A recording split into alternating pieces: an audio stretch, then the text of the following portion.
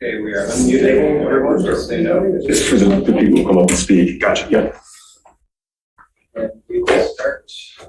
Count 3, 3, 2, 1. Recording in progress. Okay, good evening, everyone. I'd like to call the August 8th Scio Township Planning Commission regular meeting to order. I do want to note at the beginning of the meeting that as of later this afternoon, it appeared that the agenda and the information that's posted on the website was no longer available. And so there may be some folks that were planning on tuning in that could not, but we're continuing to hold the meeting as we have a quorum of commissioners. So I also want to make the announcement that we are in a high level of contagion for the coronavirus. So we are asking people to be masked in indoor places. All right, and with that, we'll stand for the Pledge of Allegiance.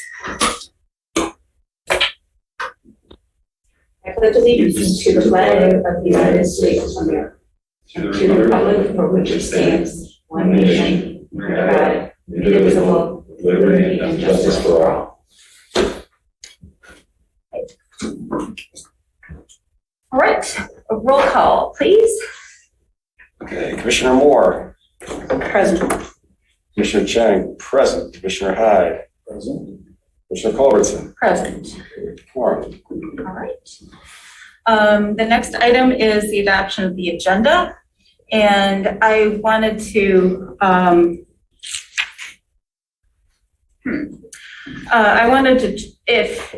if people were amenable, suggest that we move both Heron Farms and the Crossroads rezoning ahead of our PUD language discussion, as those are Sure. and then because they involve presenters and et cetera. So we would do Heron Farms, then Crossroads, and then our PUD.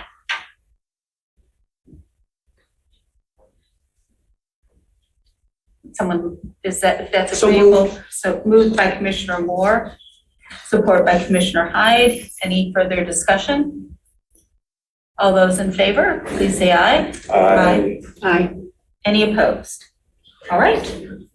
Then we'll open for public comment. We do not have a public hearing this evening, so any member of the public who wishes to address the Planning Commission on any item, please come forward.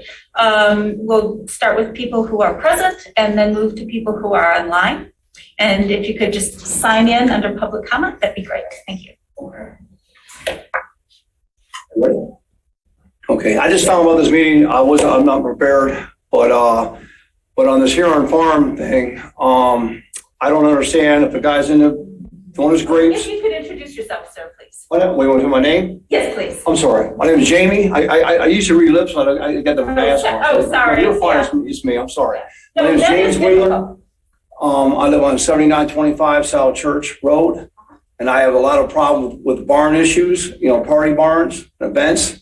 And so that's why I'm here today, because I'm just looking out for this guy here. I don't even know him, but I just met him just tonight. I've been to Watkins Glen. I've been to different wineries, and I've been in them, and I never seen 100 plus people in them. You know what I mean? I don't know why this guy have to have 100 plus or 85 people, wherever it is at this point. But I understand if he wants to grow grapes, that's fine. He should do that. Maybe sell it and do. It's great for a hobby, but I don't think they should, push this on the neighbors like they're doing. Because we got a problem right now where I live on South Church, and they haven't fixed nothing yet. I got some evidence right here on my phone I can show you just from this past weekend. I got buses out on the road. I said they changed the signs where I live. I used to have a caution tractor sign. I've told these guys many times about it, but they changed it to another yield sign. They got a bunch of them right there. There's a blind hill going up right in front of Misty Farms, and I've given evidence before. And every time Doug Lowen and his company they say it's not good enough evidence. I got some pictures I'd like to show you. And I think my evidence is fine, but that they actually, there's people coming in and there's people coming the other way. Some people ain't slowing down. And so there's someone coming in with their daughter, getting ice cream or something, they're going to get a 110 mile an hour hit. And, there's 55 mile an hour speed limit right there. And they got a lot of motorcycles riding and clubs on the weekends. And if they're out there riding and you get someone coming across your lane and take out 5 or 6 guys, it's really dangerous. But everything I give Carlo Wortman, they say is not good enough evidence. I run around and play games with them guys for years. They always say nothing happened or we don't know problems, and that's a lie. And then they're going to do the same to this place here too, because they want to keep pushing whatever they're trying to push, and it's not good. And I want people to know that things ain't that they can't regulate what I got. How can they go to this guy? They need to fix myself first before this hearing guy can get what he wants. And so far they haven't done anything. And there's been way more people than me that complain. I'm just staying on it right now because I'm worried what the Fruits are going to do. Because everything they said, they haven't told the truth once, not one time to me. And they keep on saying this is it, this is what they're going to do, and they never stop. And so, I tell you what, it's going to be on the township's problem when somebody gets out there and they get some little kid get killed coming home getting ice cream for mom, or a bunch of guys get taken out. And this has been told. I got neighbors, I got pictures of my neighbors because these people go on their driveways. They come up my driveways, and the neighbor across the street, they got signs: beware a dog, private property. The Fruits don't take their cones out. They don't do nothing they're supposed to do. And what this last past weekend, they told me to call the police. I called the police. The police said they ain't coming out until 11 o'clock. And then Sunday morning, there was people trying to leave. They come up Tracy's driveway, and they're unpacking their stuff like they're coming to a party. And because they got Airbnbs, they got 2 party barns. Now they got a new Airbnb they think they're going to make, and they say they're going to live in it. They're going to sell it as 2 different businesses. Kelly can live in this barn. They got 1.5 inches of insulation on the roof, and that thing's gonna be hot in the winter. They took the roof off once and put it back up. They know it sucks. Okay, I'm sorry. Yeah. But thanks for listening. Okay. And Thank you, Miss.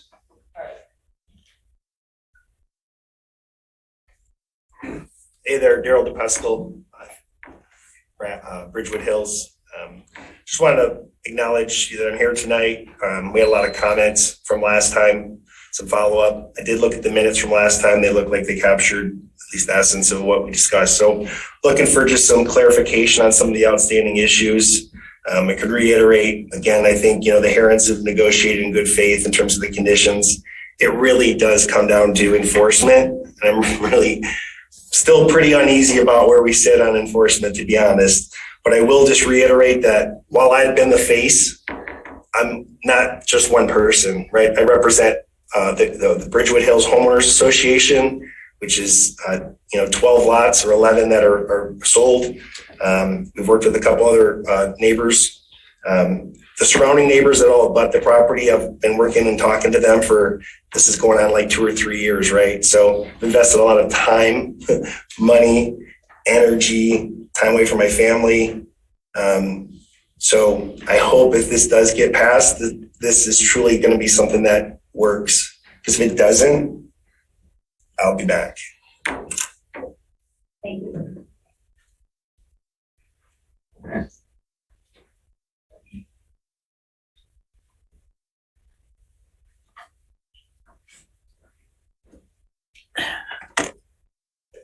Hello, I'm Kathleen Brandt. I wanted to point out, I noticed in the agenda for the last meeting that there was an agenda item for election of officers. The bylaws state that officers should be elected at the first meeting in July. So I think that was just missed off the agenda for chairperson, vice chair, and secretary. I did want to comment about the PUD language discussion. In section 36-249, application and processing procedures, this is about concept review meetings.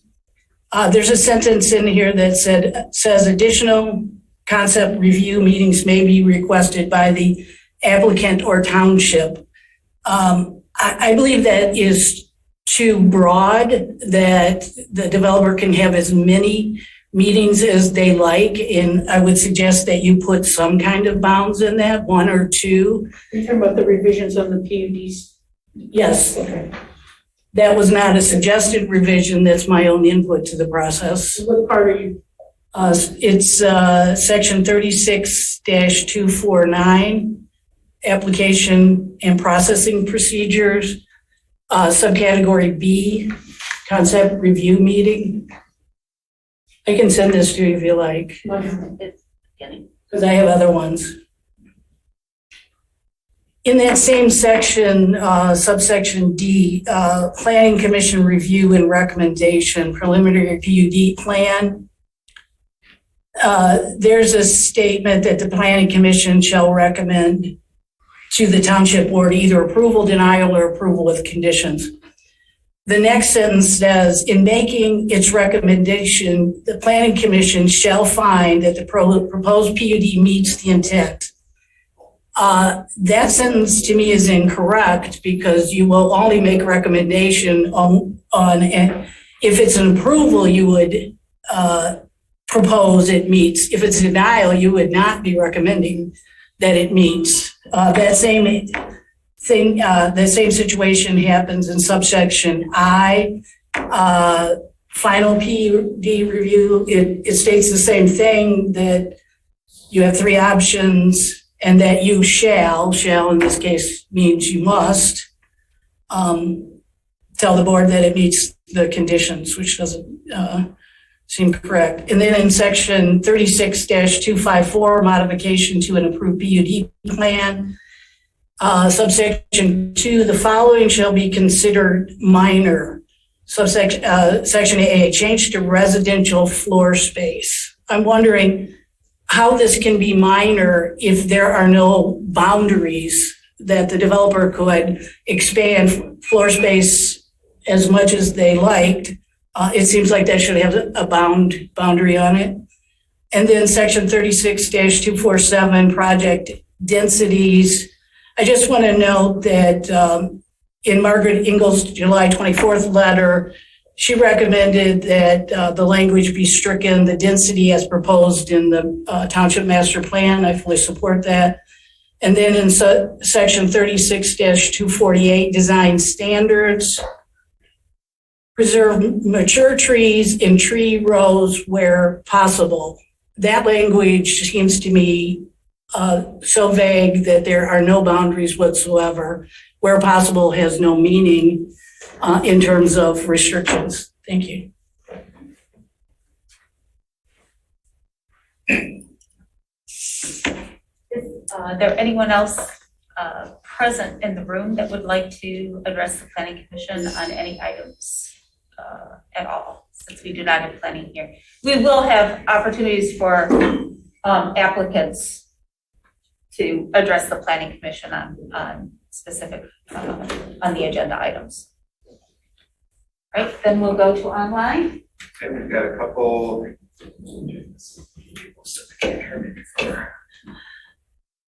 don't know if that helps or not, but heard that people say they can't hear me. So we do have a few hands up. Jillian Carey, you now have the floor. Good evening. Good evening. Hi. Okay, there you are. It went black. I want to speak regarding the PUD ordinance, and I read through it. It's quite lengthy, and it looks like it's unfolding nicely. I have a couple of insights though. Under 36-245 general provisions, approval of the PUD will result in 2 or more of the following. And it goes on to talk about recognizable and material benefits. And the first thing that is on here is about pathways or trails improvements and or upgrades to the township utility system. So the one thing I noticed, and I had brought this up before, is there's nothing in here about the fire department. So this goes on to say, as it's related to the subject project, the fire department, every single parcel is subject to fire protection, fire safety. We need to support our fire department. The equipment will be breaking down over time. We need to expand, population's going up. So we have an opportunity to hear for planned unit developments, businesses and whatnot to contribute to the fire department, as well as other infrastructures, which you have utilities here. The other thing that I noticed, it's always about paths and trails and artwork and whatnot. It seems that seems to be the very first focus, which is fine, but that's a need, or those are wants and not needs. Another thing that I noticed is that everything's all electric. Okay, we're heading that way. It seems to be that way. But I keep asking, what is the backup system for a major power outage, especially in the middle of winter? I think that it hasn't been addressed, and I fear that in the middle of winter, and we did this a few years ago, I remember 6 days without power in the beginning of March. There was an ice storm. There are families with children. There are the elderly and some people with that have health issues are needing electricity. So why is a backup generator not included in this PUD? Also, one thing that could be a possibility is geothermal heating. So in the middle of winter, at least people will have heat. They may not be able to cook their food or heat up food, but at least they'll have heat. So I'm strongly asking you, please look into something as a backup. We can't put all our eggs in one basket. I listened to the ESTF meeting the other day, and they talked about businesses having indoor garages for bikes, electric bikes. There was just an article the other day about bike batteries blowing up, and they are banned in one community from being stored inside. So again, we go back to the fire department just in case that does happen and it starts a fire. So please consider adding some of these points to the new PUD ordinance. Thank you. Thank you, Jillian.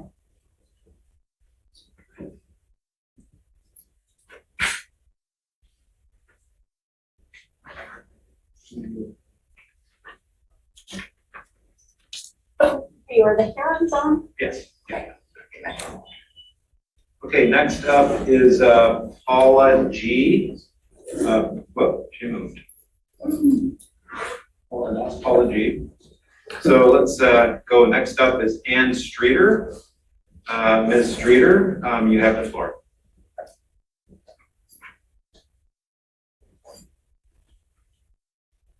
Hi, my name's Ann Streeter, 7869 Scio Church Road. I live between two event party barns. Sorry.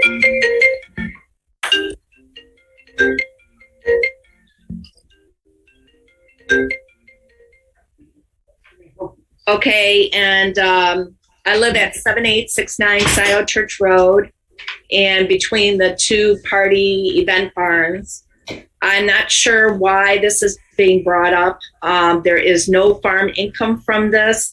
I understand there's 2 acres of grapes. Of what I understand, that you need a minimum of 5 acres of grapes in order for a winery, and maybe Mr. Herring can speak about that. The capacity was a question mark and said the owner would know. This needs to be set by you guys of what the capacity of that barn will be. And that is very important. It's important for even our 2 party barns here because they go over capacity all the time. And how does that get monitored?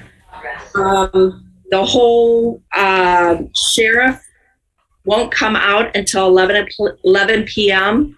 My husband called the sheriff. He came out. He said he doesn't know anything about a decibel reader. doesn't know anything about conditional land use, and he won't come out. Don't call him until after 11 p.m. How is that monitoring? And you're putting this on the neighbors. You're putting all proof on the neighbors. Doug says it's a complaint. Yes, it is. And the neighbors have to prove everything. That means the neighbors have to be here 24/7 to prove all of that and to get it in action. We saw a golf cart going down the road. Well, guess what? We didn't have our cameras with us. And the golf cart, it was at night, a road that's 50 miles an hour, so a car could came with no headlights. Where's the monitoring for Scio Township? This is going to come. This is going to be a problem. Mission Peninsula up by Traverse City is having problems with their wineries up there. They have their cutoff time for weddings, events for the wineries is 6 p.m. on the weekends to give those neighbors, because those neighbors have $1 million homes, just like what you're dealing with in the place that's around all these areas. And these neighbors don't want those wineries as well. And so they limited it to 6 p.m. rather than 9, 10, 11 o'clock p.m. that you guys are. Another question that I have is he's planning on moving a 100-year-old barn. And I don't know if he's moving it in pieces or whatever. What if the whole thing falls apart after it's moved? Are you approving a new building to be put in its place? How is that going to happen? But I mean, I really think of what you're putting on the neighbors, because it's not fun. And your peace and quiet is gone. Thank you. Thank you, Ann. Okay, we have one more hand up. Looks like Mr. Ryan Yeppel, Y-A-P-L-E. Mr. Yeppel, you have the floor. Good evening, everybody. Thank you, Mr. Lawan. Just wanted to speak about the PUD ordinance. I'll echo a little bit to what Jillian was saying a few minutes ago. I did take the time to read through the entire ordinance language. I think one of the things as you're looking at this and you're trying to make this easy to understand for everyone, I'd like to clean up the language a little bit and maybe reorganize it and reorder it. Open space and trees is talked about a little further below some of the other areas where you have more asks of what the developer does in order to receive benefits or provide benefits to the township, which I think they absolutely should in order to receive some of the benefits of flexibility that the PUD provides to them. But just providing all of that in a more condensed format instead of including it in several areas of the document. I do also think you should prioritize what you're looking for from future developers. I like keeping the nature of this community what it is. Commissioner Moore has spoken to that in previous meetings. I think that's very important. But I also think we need to look at how we balance what's good for the township, what's good for the environment, and also where things are in the priority list of community as a whole to see what the maximum benefit you can receive is, while also still realizing that providing 7 or 8 of these benefits could be uneconomically viable in order to make the development happen. Thank you very much. Thank you, Ryan. Okay, next up is Mr. Rob Pattinson. Mr. Pattinson, you have the floor. Thank you, Rob Pat, Iowa Township. I just want to highlight the stress in Jamie's voice and Ann's voice as they have struggled for 13 years to get the township to pay attention to the issues they're having. I wholeheartedly support their efforts to get some sort of handle on the party barns on Scio Church Road. I will repeat that I don't believe Scio Township has any business issuing any permits for any any present or future party barns until Scio Township has an enforceable ordinance worked out with the sheriff's department that can force uncooperative businesses into compliance. Until that's in place, there's no point, quite frankly, there's no point even talking about permits or conditional use. Also, I want to remind the township that the state standards for agritourism have not been met by the Heron proposal. And then lastly, there is the Crossroads Project, and I want to remind you about the letter that you got a couple of weeks ago about the cement and asphalt plants that are across the street from this planned residential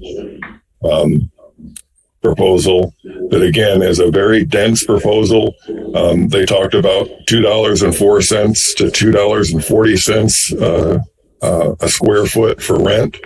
And in the smallest units, that's $1,200 a month. And in Ann Arbor, that means roommates. That's not going to be there will be single person apartments there, but most will have roommates. That is not an affordable system for housing. Thank you. Thank you, Rob.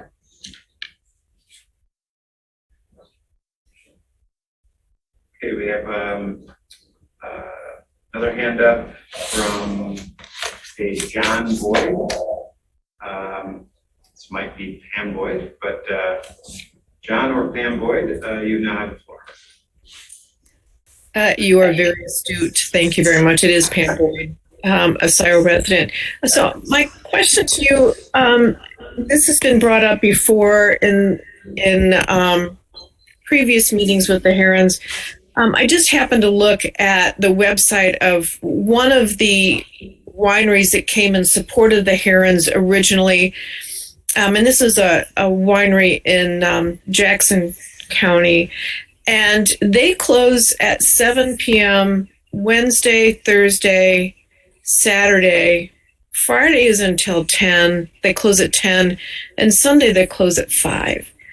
That seems to be, if you're going to talk about being cordial with your neighbors, it seems to me that setting time frames like that, noise ordinance in the city of Ann Arbor, I think you couldn't be loud or work on your cars even after 9 o'clock when I was a teenager. And so I think more attention needs to be paid to keeping the residents surrounding these areas happy too. Thank you very much. Thank you, Pam. Okay. I do not see any other hands up at this time in the virtual audience. Did Paula G come back on? She's there, but no perhaps hand up. decided not to speak. Okay. Then motion to close public comment. Moved by Commissioner Hyde, supported by Commissioner Moore. Great. Any further discussion? All those in favor, please say aye. Aye. Aye. Any opposed? All right, we'll close public comment at 7:30. And moving on, our next item on the agenda are communications and correspondence. And I just want to briefly highlight a few things. Note we just got an email from Ann Streeter about Misty Farm with a bus parked on the road. I want to highlight that the Environmental Sustainability Task Force forwarded some recommendations for EV charging ordinance. We did forward a resume and cover letter from Jeff Human, who is on the agenda for appointment to the Planning Commission tomorrow at the trustees meeting. Jacqueline Croteau's resignation letter, and that obviously also includes the Planning Commission. And to highlight that at our 8/22 meeting, we will have a presentation by Washtenaw County on affordable housing, and I forwarded a toolkit along with that correspondence. And then I did also correspond saying that I officially on behalf of the Planning Commission requested a public hearing on the Heritage Woods Community Waste Facility to Eagle. Anyone else want to comment on any other correspondence received? Doug, did you have anything? All right. I guess I just would remind everyone that the Michigan Association of Planning is having their annual conference this year up in Mackinac Island. And if you are interested, it's later, it's in the fall. I don't know the exact dates, but just it's a great conference for education. I've probably been going to them every year, except the 2 years my wife was pregnant and had kids, every year since 1988. So they are excellent educational sessions. And if you have an opportunity to attend, I would strongly recommend it. And as a reminder, we do have, everyone needs to do one continuing education piece a year if you're on the Planning Commission. Some sort of education. All right. All right, we have no public hearings, so we'll move on to possible action. Conditional use number 2002, Heron Farms. And I believe the applicant is with us virtually. They'd like to make any. Yeah, let me put. Yeah, we switched. Yep. Brian Heron's here. Let me.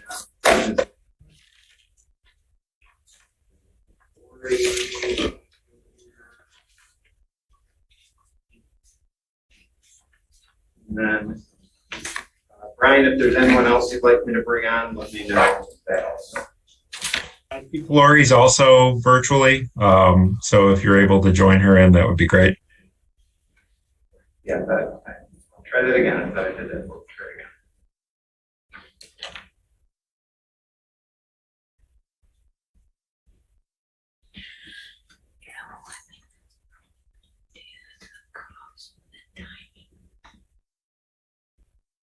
For some reason, it's not letting her promote. But, well, there she goes. Well, maybe she was. Give me a half second, sorry. Yeah, because it kicks you out and then you rejoin when you get promoted. Yeah, so there's a. Yeah, and a recording warning comes on, yeah. It's not letting me promote panelists for some reason, so I'm just going to hit the. Oh, maybe there she goes. Okay. All right. Yeah, sorry. All right. I see her. And Lori, if you want to talk, you can unmute.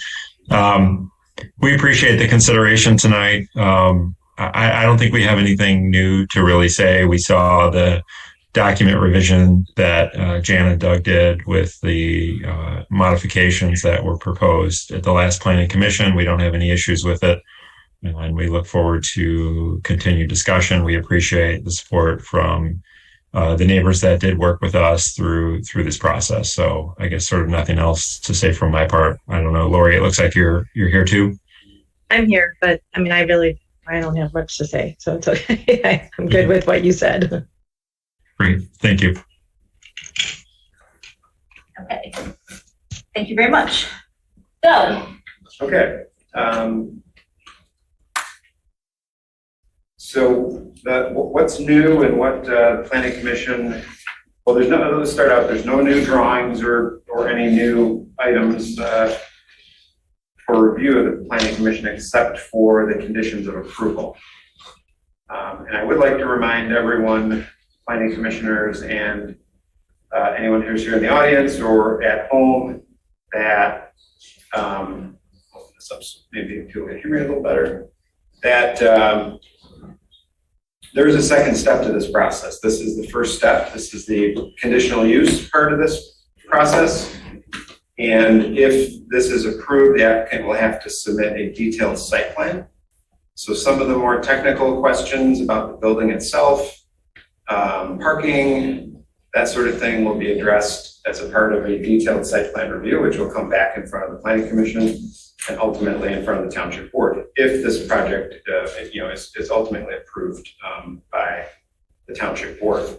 Also, just to remind everyone who might be listening and those in the audience that this is the Planning Commission is a recommending body for most things that we do, and the recommending, so the action that may or may not take place tonight as far as approval or denial would be a recommendation to the Township Board. Township Board can take that recommendation of approval or denial and will hopefully consider that in their deliberations. But the ultimate decision on this project will come in front of the Township Board, not the Planning Commission. So a couple of things from last time. We talked about the conditions of approval. There were some questions and requests for some deletions. A real easy one right off the bat, I'll just get out of the way, is the what used to be condition number 12, and that is the dispute between the applicant and neighbors. There was an arbitrator that was discussed here, and that apparently was talked about before to be removed, and I must have missed that. So that should have been removed last time, but I did remove it this time. So my apologies if that caused any concern for people who were reviewing these conditions. Other than that, we now have 12 conditions of approval. The other changes from the last time are there's a request to combine conditions 9 and 10, which I did because the applicant would like to continue to do their 4th of July fireworks show.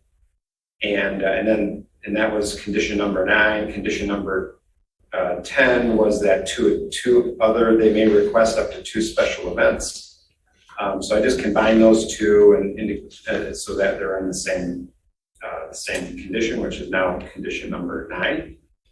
Also, I think there was some valid concern about referencing the Township Events Ordinance when we don't currently have a Township Events Ordinance. We are trying to get a Township Events Ordinance, and I believe that ordinance is currently under review by the Township Board. However, there's no guarantee that we will ever have a Township Events Ordinance. So I reworded that just to say the applicant would have the ability to request up to 2 special events per 12-month period exempt from these requirements. And then the new part, that would be in addition to the applicant's 4th of July fireworks show. Pursuant to, used to say the Township Events Ordinance, I'm now saying pursuant to current township regulations and approval. So if we ever do get a Township Events Ordinance, that it would still fit in that condition, but we don't have to reference it specifically. And I understand there is some sort of approval at the Township Board for the applicant's fireworks show, so that would fall within that. And then if there's any other special events that the applicant would like to do, whatever current provisions we have in the ordinance, they would have to follow those conditions. So that, tried to clean that up a little bit. Maybe you guys can tell me what you think of that. And then there was a question about what's now condition number 10, about the applicant may apply for a revision to the conditional use permit after 12 months under the following conditions. That's how it used to read. And what we added to clarify that it's not just 12 months after the conditional use permit gets approved, but 12 months after a final zoning compliance certificate for the opening of the wine tasting room gets issued, which is very different than 12 months after conditional use approval. Because as you know, as the applicant has described to us, opening up for the wine tasting is also going to require that the grapes be, processed into some kind of wine product, and to have the grapes mature enough to do that is a several years long process. So none of this would be coming into effect until after the grapes were harvested and being able to use this as a wine product. So that was a good catch, and it is a very different timeline with the way we revised that. Other than that, you as a planning commission have reviewed these conditions. There's no other changes that we're proposing at this point. I will turn it back over to you, Jan, and try to help you guys answer any questions you might have. Okay. Thank you. So, commissioners. I do have a couple of things I wanted to address if I could.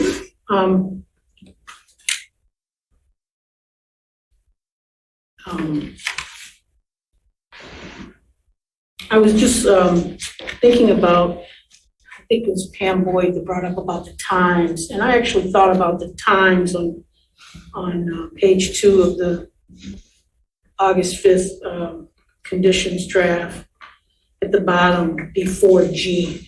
I thought during our meetings that this was a little late given the nature of the area. The 8 p.m. on Sunday, 9 p.m. Monday through Thursday, 10 Friday and Saturday, and even like 9 to start at 9 a.m. So I was wondering if the applicant would be agreeable to starting times Monday through Friday to 10 a.m. And then Saturday at 10 a.m. And then cutting off the 9 p.m. and the 10 p.m. to about, you can, just as a way of compromise, to 8 p.m. like on Sunday. Are you saying Monday through Thursday? So I'm 8 p.m.? suggesting two things. Okay, Monday yeah. through Thursday, instead of 9 a.m. and Friday at 9 a.m. start, it'd be reduced to 10 a.m. And then the end time be reduced or put back to 8 p.m. like on Sunday. For Friday as well? Friday and Saturday? That's Friday and Saturday. So it would be Monday to Thursday to 8 p.m. and then also Friday to Saturday. Friday to Saturday At 8 at p.m. 8 p.m. And then and that's something I've thought there for you, Mr. Heron. I know you spent a lot of time trying to negotiate this, get her done. And I apologize for not bringing it up early. We had so many things that we discussed in these neighborhood meetings, but Ms. Boyd kind of brought it to my attention again, because I was concerned about the lateness. The early starts at 9 a.m. and the lateness on the rest of the week. And then the other thing I wanted to make sure of is that all parking would be on the property. Is that an understanding? There'd be no buses on the road. All parking, buses or cars would be on the Heron Farm property. Is that correct, sir? Yeah, I think the conditions on the permit require all parking on property, and it absolutely would be because of even if, the road doesn't support any kind of parking, Dexter Ann Arbor Road, so that wouldn't be an issue. As far as the modified operating hours, to be honest, that's, we've really sort of been negotiating through this process, and I couldn't on the spot say that we can make that work. We've already really come down to inaudible sound and lower occupancy levels and, limitations on number of events. So to say 8 p.m. on Friday and Saturday, I don't think that's really tenable, to be honest. We really try to negotiate in good faith with, at 10 p.m., that's sort of your end you can't end an event at 10 p.m. because you got to be cleared out.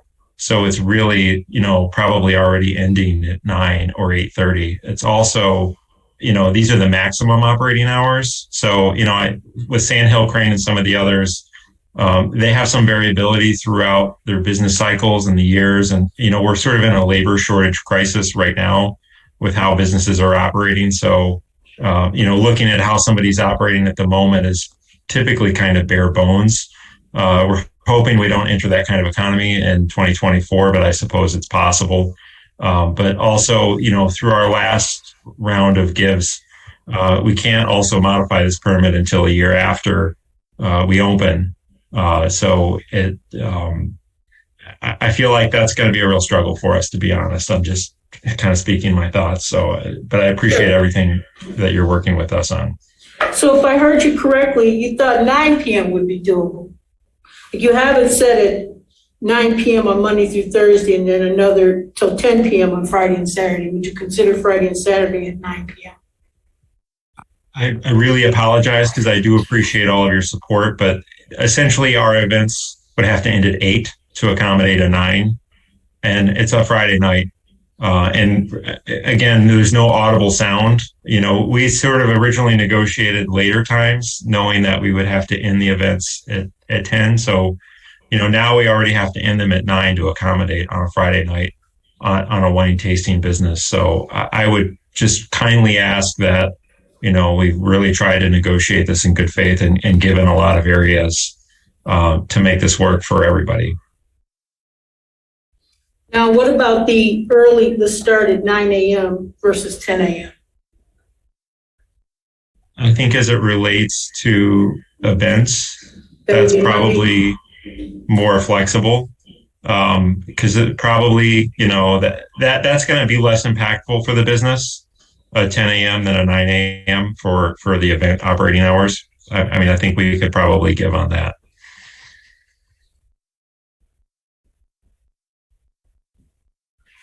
Thank you. Commissioner Hyde. I just have a clarification that I'd like to get on the revenue that comes in from on-site sales. It must be, if I understand it correctly, 50% must be from products that are produced from the farm. Is that correct? So in any event, any sales, including event ticket sales, is that part of revenue? And that constitutes, toward the total 100%, and then 50% of the sales, including that. I'm not sure whether it's product or whether it would include revenue from ticket sales or whatever. I don't know what you mean by ticket sales. Well, if they have an event and they charge a fee, either per person or per, somebody's party that they're hosting, that wouldn't be a wedding, wouldn't be this, wouldn't be that, but it does include other events, obviously, or they wouldn't have listed those they didn't want. If there is a charged fee, does that count towards the revenue of sales? Brian's nodding his head, so. I couldn't. That's Brian. He's nodding his head. Okay. Yeah. So, my understanding is total revenue minus the wine produced on site must be less than 50%. So whether it's a t-shirt or a ticket sale or anything else, it doesn't give us the 50% credit that we need for all events. So anything that's not the wine produced on site would then count against us. So if we had $1,000 in ticket sales, we sure better have more than $1,000 in wine sales, or we're not compliant. So the revenue, the 50% revenue requirement is about product. Wine produced on site.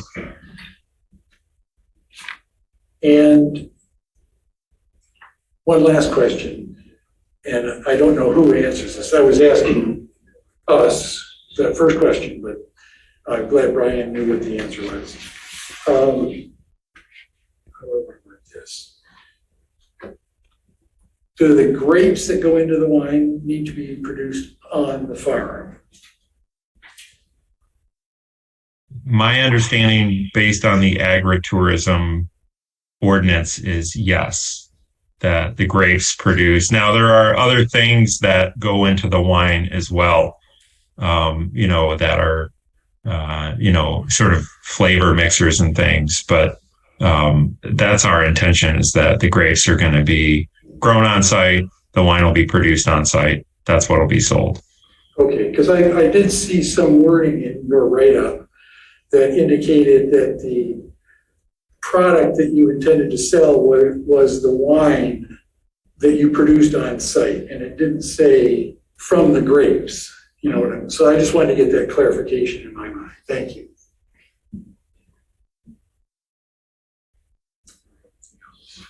Yeah, let me just follow up on Commissioner Moore's question regarding the hours. This is for the petitioner.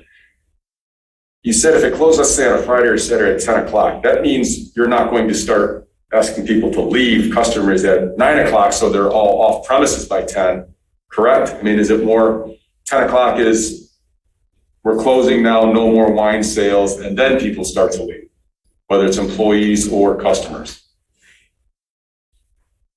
I mean, my assumption of the operating hours is that if we're only permitted to be open until 10 o'clock, then it's gotta be closed down, at that point.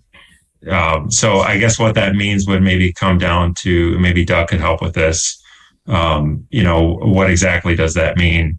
But, it's also sort of a wine tasting venue. So I think you have to sort of taper down as you close with things like that.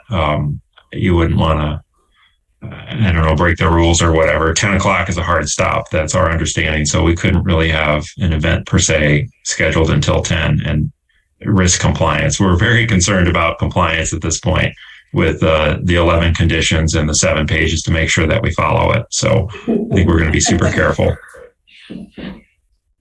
That would be a great idea. I have a question. If we need a definition of operating hours, meaning that all customers, I don't want to say that all employees have to be off the site, but all customers must be off the site prior to hours of operation or something like that. So it's clear. You could. I was thinking hours of operation, 10 p.m. they shut the door and people leave. People could be leaving after 10 o'clock if they happen to be there. That's what I was thinking would happen. Now, maybe if that's not what the township wants, then you could say, Yeah, then I think you either change the hours or because I think the idea would be, you're not having doors slamming and all that after 10 o'clock at night. Front gate locked at 10 p.m. or something. If there's a front gate. But I would say all customers off the premises, are off the premises. That would be, I think, a reasonable way of saying, because you may have to clean up or, you may be doing accounting or you may, who knows, but just the customers. Next day's wine. Right. And that interferes with the operation of the farm, where if the customers are off-site, I think that would be a reasonable clarification. Hours of operation would be customers off-site at that time. You kind of just ask, from our perspective, if we can't get somebody off the property, if the registers are shut down and the lights are bright and, somebody is talking with their friends and can't leave, is that going to be, a concern for us if the business is essentially not? I don't know. This is sort of new territory for us. We haven't really talked about this with the group, but how it's. I think the message is we want to shut down. If you say 10, should be done and gone. Agreed. Off the premises, done and gone. Yeah, because I think the issue No would be, lingering to take another sip or chit chat out in the parking lot and all that stuff. yeah, and so it's up to you to figure out how long it takes your customers to leave and ensure that they're off premises. So the neighbors aren't having to deal with conversations, horns beeping, whatever, security going off. after 10 o'clock at night. So, question. I've sort of experienced this at, you know, bars and places where at 10 o'clock they have to leave the building and they lock the door, which sort of forces them out. That might be a little more controllable for us. Is that a possibility? Like by 10 p.m. because they'll be outside at that point, so they have nowhere to go but home. Versus because, you know, we're on 70 acres, so, you know, the sort of the journey from the parking lot to the road. I'm just trying to manage our side. You know, what do you guys think is reasonable there? I think it's reasonable to conclude that you need to start shutting it down before 10. If the deadline is 10 and you want these people out of the event barn and you want them off your property, you obviously, like you said earlier, you got to accommodate that shutdown time. You got to start earlier. So if that means you start at 9:15 or 9:45, I mean, what we want is it to be done and off your property. I think that you'll find it varies, and you're going to have an easy time of it most of the time, unless you have a special event, and then you're just going to have to schedule that, right? I mean, dealing with people that are tipsy or whatever may be difficult to rule over. Would they be open to last call 1 hour before closing? It's got to be, you know, last call.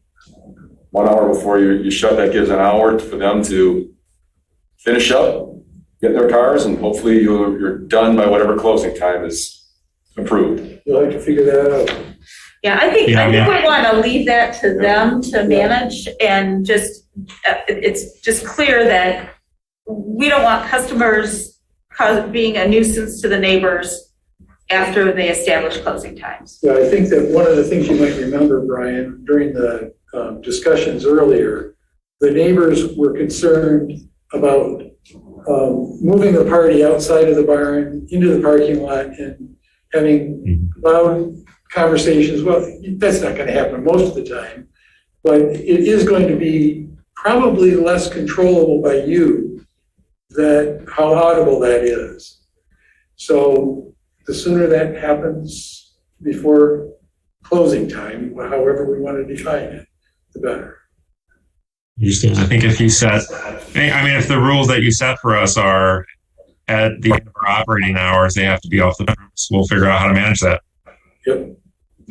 So how do we put that in? Should we word it that way? Yeah, I think that the customers are off the property. It just put that in sort of a definition by. Are we go through this again, or are we going to have to word it I think tonight? let's word it. Yeah.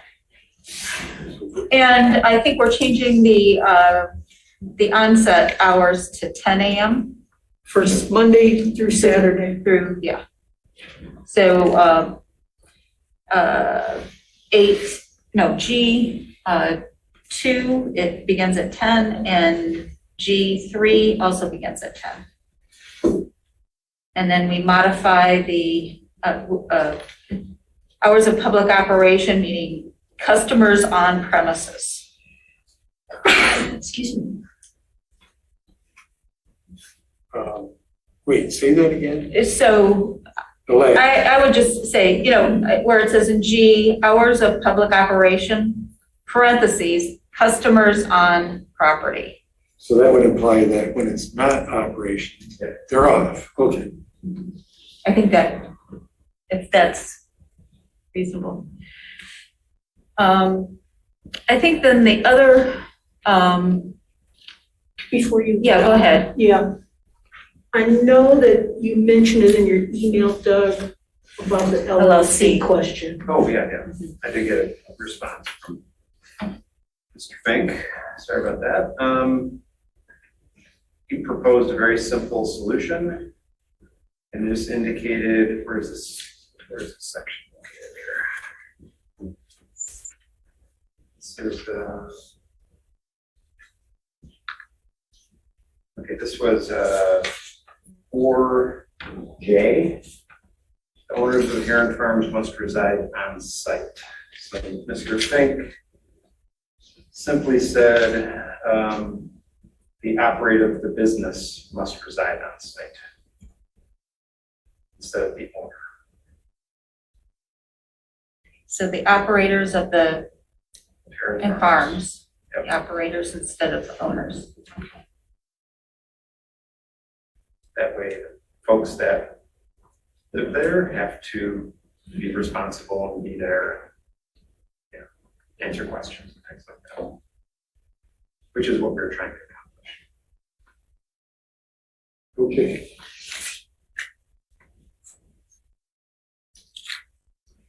Did you hear that, Brian? Is that your understanding? Live here. We're good with that. All right.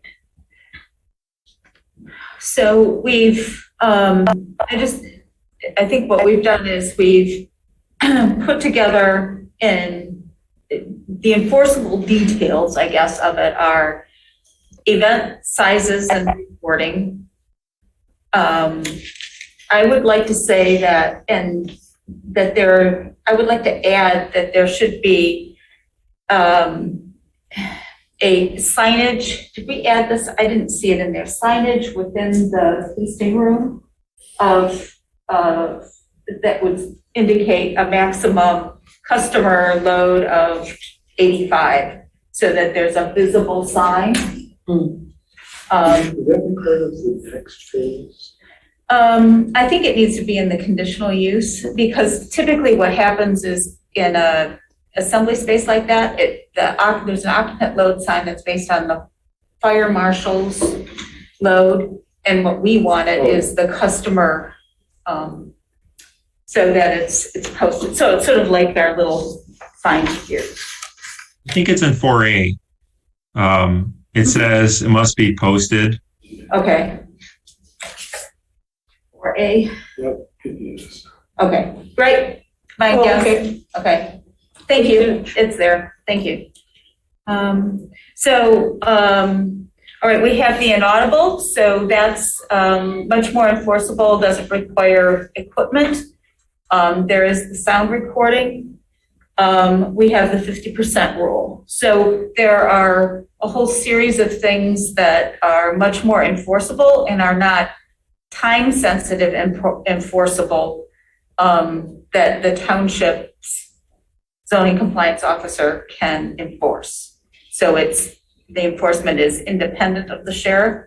That doesn't mean the sheriff isn't going to be called, but there's a whole series of enforceability elements that are not that are not time sensitive and rely on being on the site. And lack of recordings being kept is also an enforcement infraction. Correct. Or any of those records. Yeah. Right. Yeah. Right. So I just wanted to kind of summarize that. Yeah. For the public. Mm-hmm.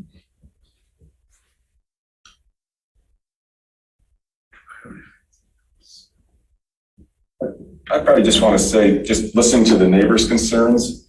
It sounds like it's enforcement is the biggest issue, and I'm hoping that with all of the meetings that have taken place, it's got to be at least 3 or 4 that I lost count.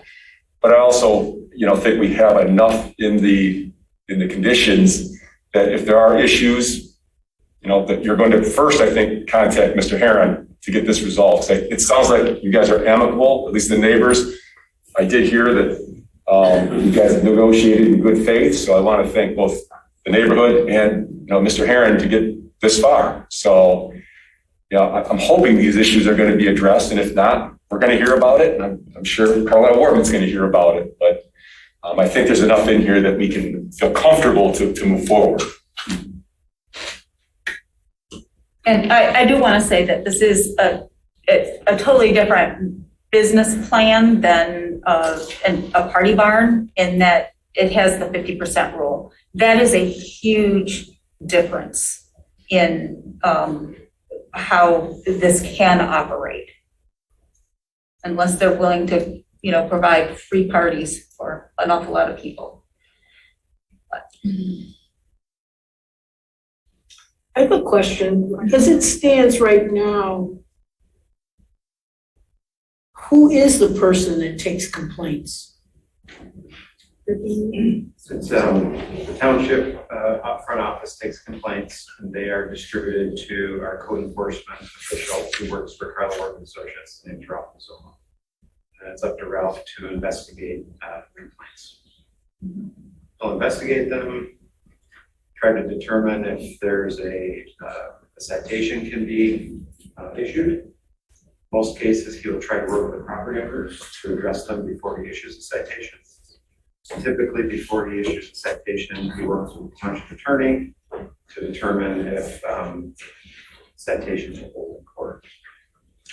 Now, in this case, it wouldn't necessarily be in court. It would be, you would pull out this ordinance or Conditional land use and see if anything infringes upon the requirements there. That would be, I think there's a lot of, in these conditions, and if someone who works with, I'm not the code enforcement person, but I do work with him. And there, as Chairperson Culberson said, this is a very different conditions that provide a lot more teeth for the township, I'll say. I would say much. Now, code enforcement can get messy. However, the conditions here will be easier to enforce than some other conditional land use permits that we've seen. And I think the other thing is that, the planning commission could also ask that the trustees have work on an enforcement plan, which may include asking for, periodic, asking for the recordings, asking for the records without a complaint.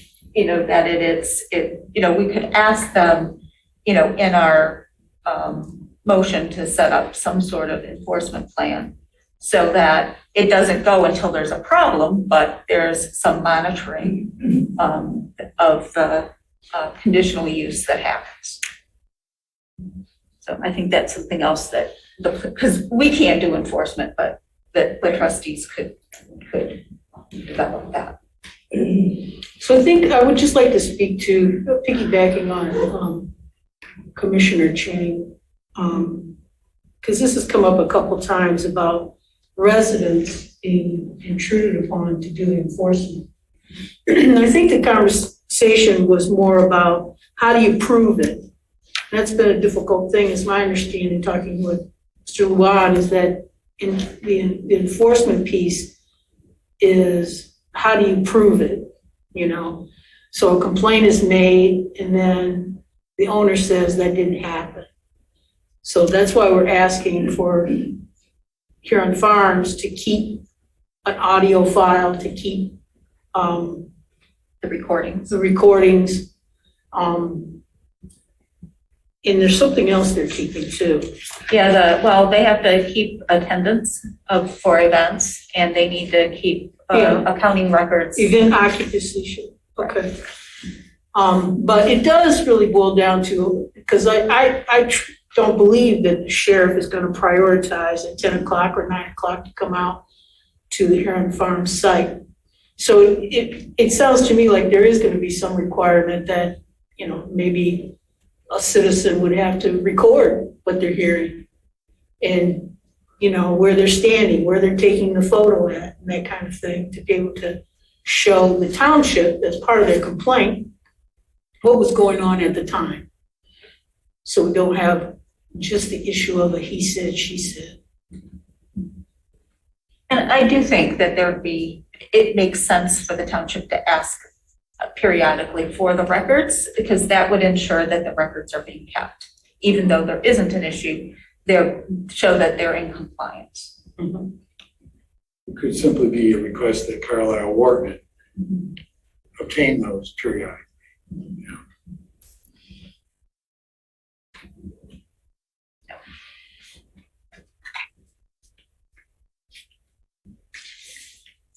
So as I understand it, there will be 2 additions.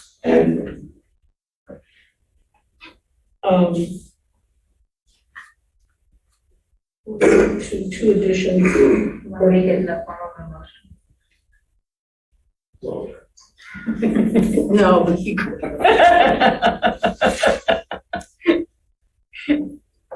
You get your own. Was that a reply? I did. The motion crafter, huh? Oh, yeah. Okay. The motions in the planning commission are very technical in nature. Well, I think it boils down to this. May I make a motion? The conditional land use, CU 20,002 Heron Farms, to establish an agricultural commercial tourism business based upon the information received from the applicant and reflected in minutes of this meeting. The Planning Commission finds the site plan and related information received by the township meets the required standards and findings for conditional land use and recommends approval. Specifically, is found that the following standards and findings found in section 36-224 of the zoning ordinance have been demonstrated by the applicant. Shall I list them? I think you can say, As summarized here. yeah, A through F as found in the zoning ordinance have been demonstrated by you. With that said, further, the Planning Commission recommends the following revisions to the land use draft, and that is to change the hours of operation in 4G, section 2, to be 10 a.m. to 9 p.m. Monday through Saturday? Or was it Monday through, or just Thursday and 10 a.m. to 10 p.m.? On Friday. On Friday and Saturday. So with the hours of operation would change from 9 a.m. starting to 10 a.m. That's what we're changing. And also in section 4G, that hours of operation, it starts off hours of public operation, parenthesis, we're adding parenthesis, customers on the property, close parenthesis. That's in that section. Then in 4J, where it talks about the owners of Heron Farms must reside on the site, we're revising that to be operators of Heron Farms must reside on, let's see. Business operators. Must reside on the site. So it's no longer owners, but it's operators must reside. And we'd like to have the Board of Trustees consider creating an enforcement plan to put in place to look at compliance periodically rather than wait for the public to have to bring it to their attention through complaints. Could you repeat that last one, Commissioner Hyde? Having the Board of Trustees consider putting in place an enforcement plan. I feel uncomfortable telling them to do it. I'm going to ask them so that they consider putting an enforcement plan in place in which they look at compliance periodically by requesting recordings and other data that the herons will be keeping. I didn't say it the same way twice, sorry.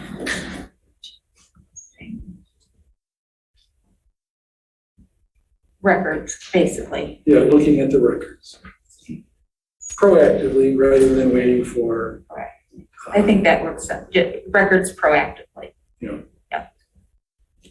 Okay. So it's periodic and proactive. Yeah. Yep. Okay. Did I miss it? Is there support? I'll support. Okay.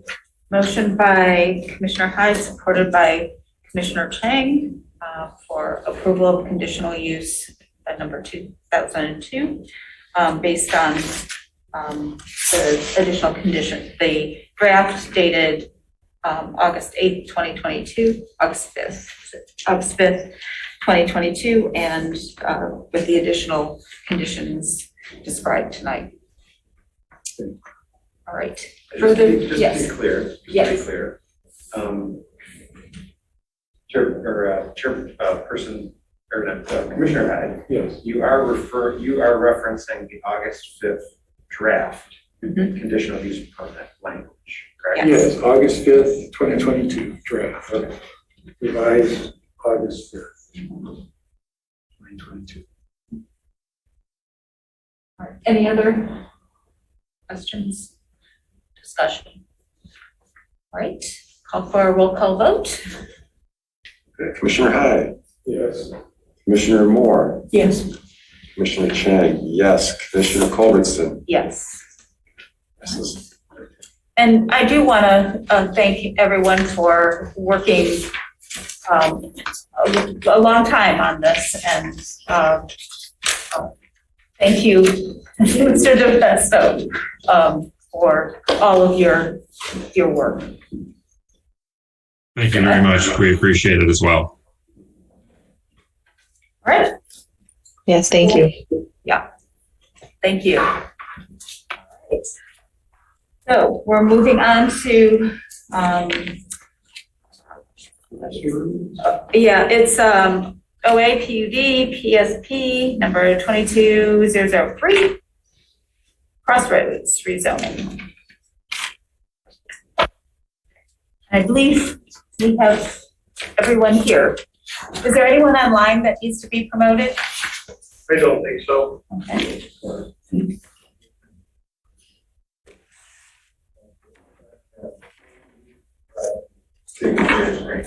Right.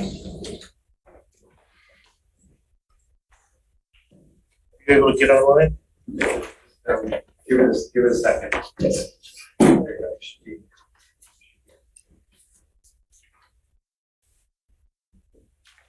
I'm going to be working the presentation, but I'm not presenting. I have everything turned on, kind of microphone and everything like that. So somebody else would be presenting. I'll be doing the screen. So I don't know how important it is for my picture to be showing here versus the person who's actually going to be presenting. So up to you how you want to handle that. But.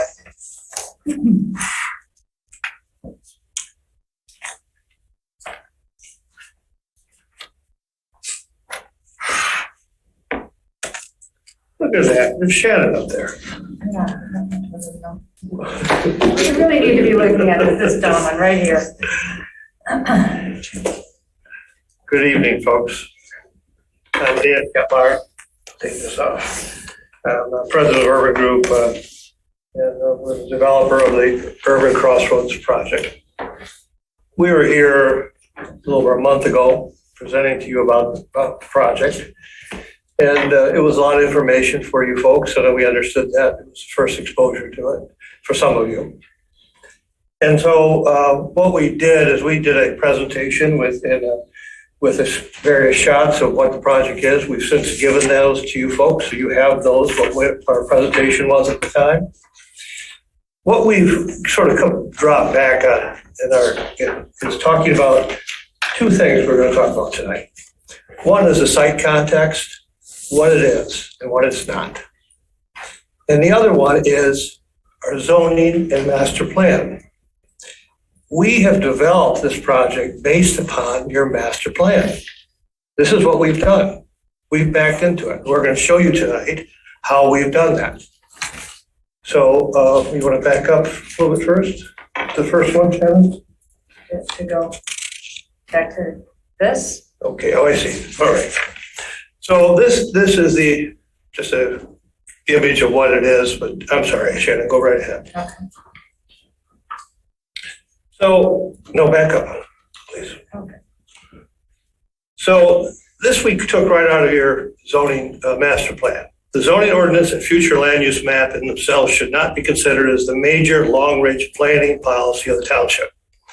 Rather, the master plan should be regarded as a statement of planning policy, and zoning should be used to assist in implementing that policy. This is out of your master plan. This is a summary at the end of it. Then this property is zoned office industrial. And what it says in there on page 58, high density residential uses as infill projects are part of a PUD. That's what office industrial, which is what this is zoned as, okay? So if you would, please. We just wanted to preface it by going back to your own ordinance. We sent in at your request because you wanted more clarity on what the public benefits were. So we sent in a fairly detailed, we talked to everyone, the fire department, the engineers, civil engineers, the people about the pathways and that. And so we sent in to you, hopefully you've had a chance to read it. But there was the preface to it said that this is we wanted to offer some thoughts on the context of site, how it relates to the overall viability for various types of development. And we're going to go through that a little bit here. But what we have said in this, in the public benefit statement, excuse me for a minute. Can't read this.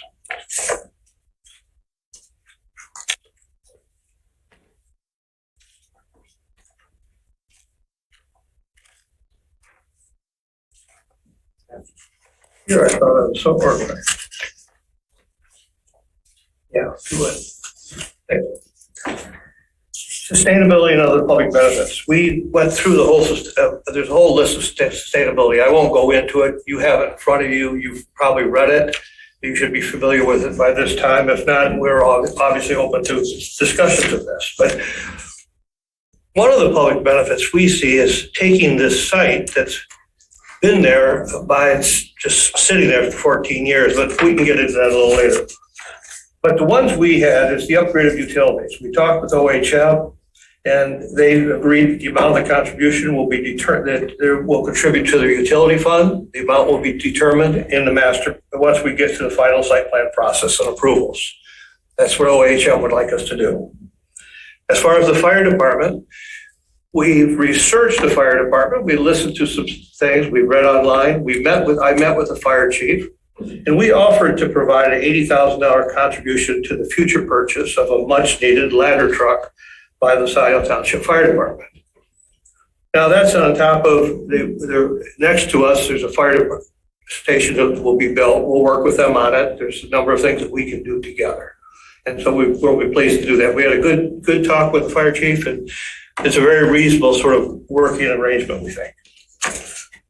And the township pathway plan, I'll just read you what we said.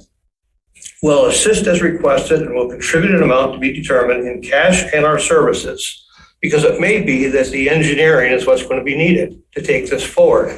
We can contribute that through Washington Engineering, of course. In discussion with TAP and the Planning Commission, we've had various discussions with you folks to assist in development of community pathways.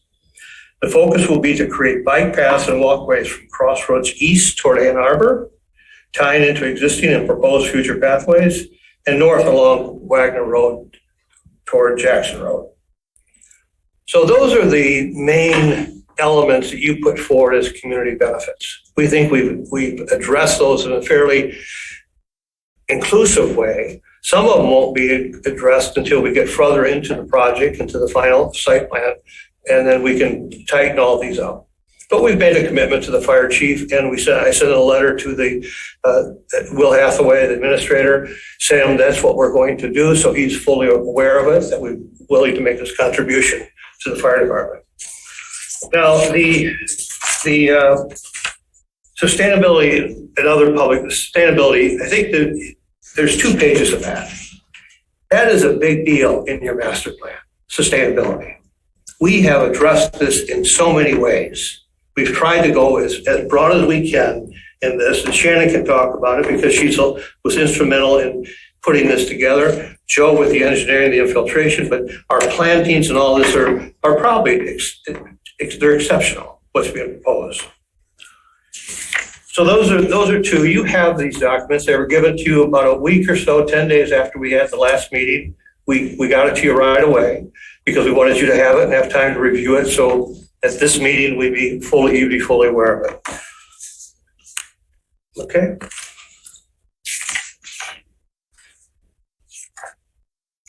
Thanks, Joe. We wanted to show you what this context is. You see the project site. All right, there's corner of Liberty and Wagner. Liberty runs at a diagonal to the east, to the diagonal down. Wagner is north and south. Right across from us is the industrial park.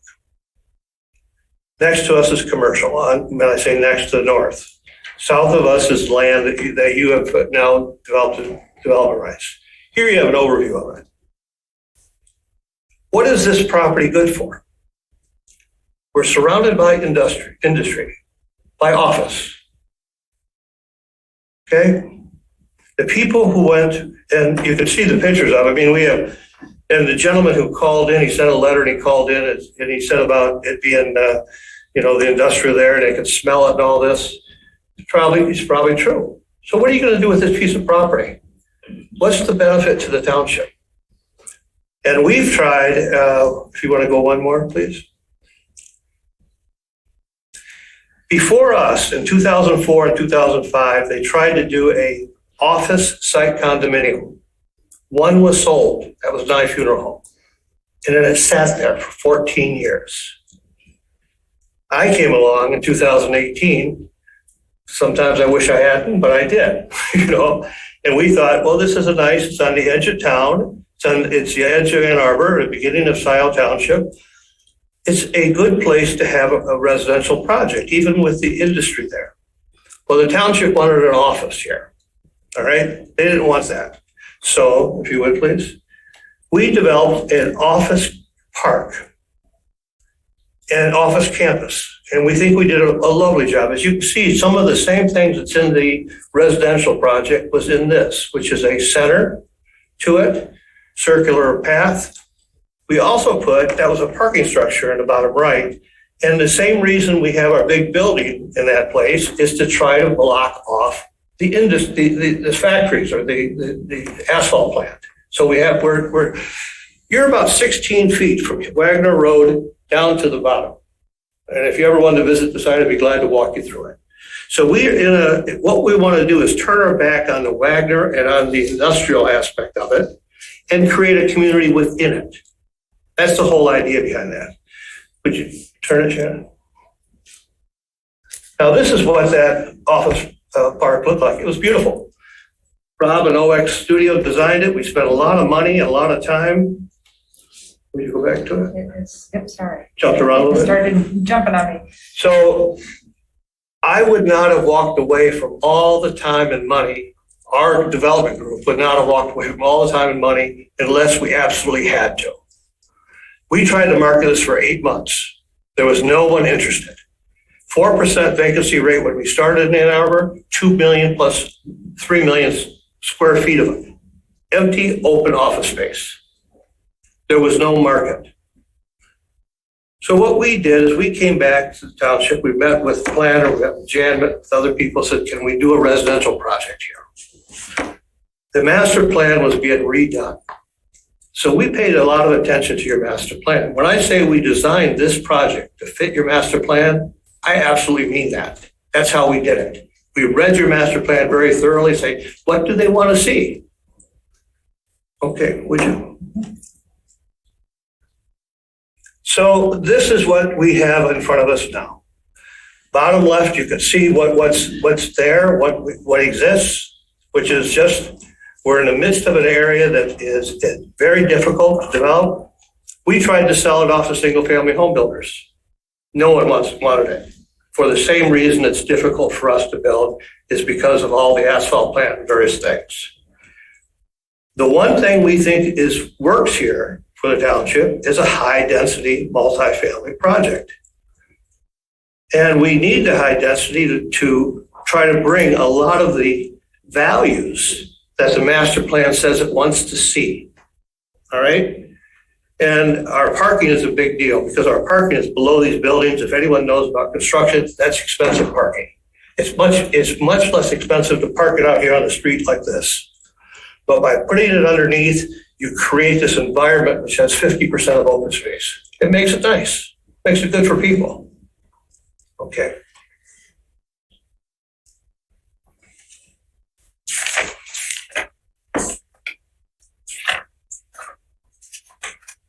This is a couple quotes.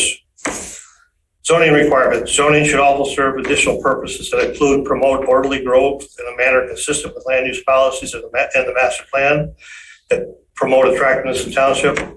The zoning ordinance and future land use map in themselves should not be considered as the major long-range planning policy of the township.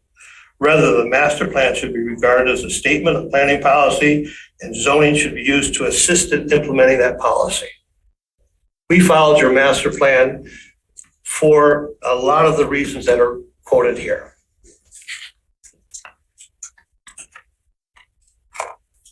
Okay. This is the quote up there is growth should be planned in those areas most suitable for development where existing land use patterns, roads, utilities, and limited natural features permit. There are no natural features here. All right. What is going to be built here? I mean, what we're proposing is probably the one thing that would really work in this and create value for the township. The taxes on this thing, you could say maybe you don't care about it, but there's $20,000, $30,000 a year. A project like this will generate $700,000 to $800,000 a year in taxes. That's a real plus for everyone. The land use has a 0.4% multifamily residential existing. Okay? Your future land use is requesting a 4%.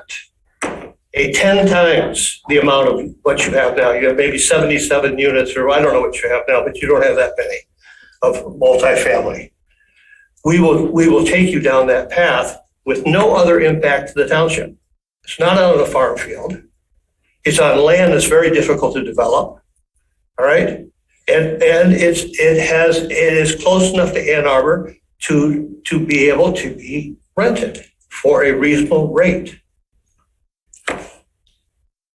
Land use goals, accommodative variety. This is again out of your ordinance on page 20, master plan on page 24. Accommodate a variety of land uses consistent with community desires surrounding land use and the environment. Support growth with increased building height and density in areas of the township that are served by utilities and infrastructure. Promote, and I like this one, promote a diversity of housing opportunities, including promoting a range of housing options to accommodate various income levels. We have from 600 square feet to 1,800 square feet. We will accommodate people, young professionals, millennials, up to people my age, let's say, who are looking to retire and want an apartment in Ann Arbor. This allows that, the whole range of a community. It's just not one product, which often apartment projects are. It says number 7 of that on the land use goals was encourage a carbon neutral site, buildings designed that reduce environmental impact, carbon emissions, and contribute to strong neighborhoods, vital shopping districts, and desirable employment centers. Well, we have committed to being as carbon neutral as we know how to be, and that's in the community benefits under the what was it called, Joe? Sustainability. So there's a whole list of what we're doing as part of that. Now, the next page shows from 2000 to 2019 how many multifamily units building permits were issued. 0. All right, from 2019 to now, there's been some. I don't know how many, I didn't research that, I apologize. But the township has sort of reserved itself as a single family, high net worth, high end home. Do you want to change that? Your master plan says you do. That you want a diversity of people. We are trying to provide that for you. That is what this project does.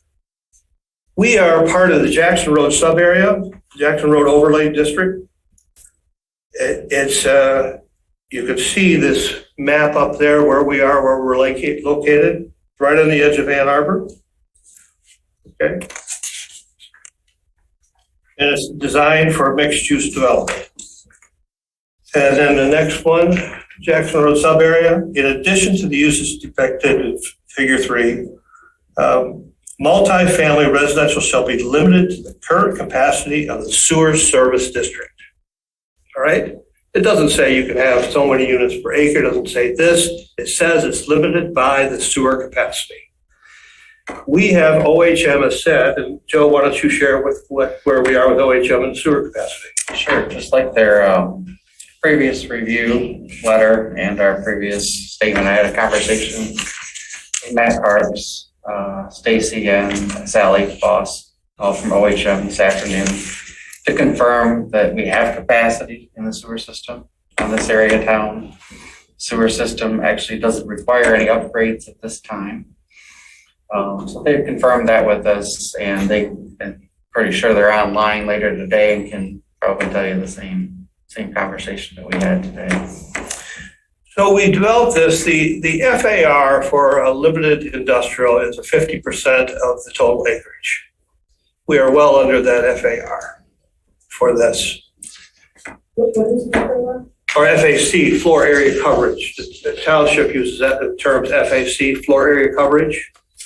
That's the percentage of square footage that you can build on a site based upon if you have a 1 acre site, you can build on limited industrial to 50%. You can build 50% of that much total square footage.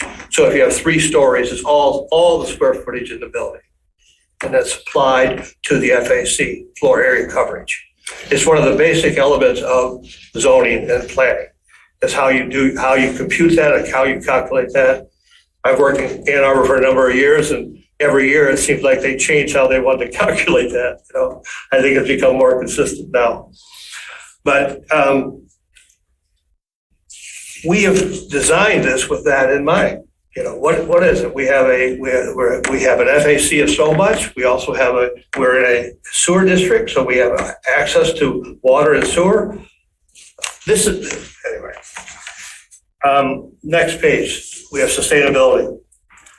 Support growth pathways of pedestrians for cyclists, increase building height, density in areas of the township that are serviced by utilities and infrastructure. Height and density in areas of the township that are serviced by utilities and infrastructure. That's what your master plan says. That's what it wants. It wants to concentrate your density in areas that can be used and do not go into the country, right? So that you want to keep a fairly rural township. How do you do that? By creating density in areas that allow density. This is a place that allows density. It's a piece of land that we can make to be attractive because we're close to Ann Arbor, and apartments are getting expensive. We can just rent them for less than you would in Ann Arbor, and we have a good market study. It'll be a good project. It'll be successful. And then it goes on to page 76, promote a diversity of housing opportunities, encourage low impact development, water conservation, reuse, transportation system, net zero energy, on-site renewable. Again, look at our sustainability list. We have all that as part of what we're trying to do with this project, what we've committed to. This shows what we've got, the buildings that we have. Would you go back up one? Sorry. That's our project. That's what we're proposing. And in the center of it is a commons, which will be activated. You got some imagery from our last time, which we gave you. And Shannon and her company Insight did a really nice way of showing how it was going to be activated, how it could be used, how you can create a community out of this area. And I think if you haven't had a chance to look through those, you should, because they're nice imageries and they're nice ideas of how a community can be developed. That's what we do. That's what we try to do.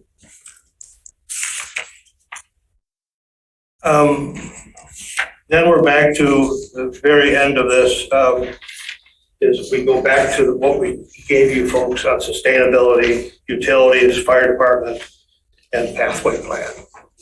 And we think we've done a nice job with the project, with how we put this together. We believe we followed your master plan to a T. And it should be an example, if you want future growth in this township, to how to do it. If you don't want future growth, then you need to change your master plan, because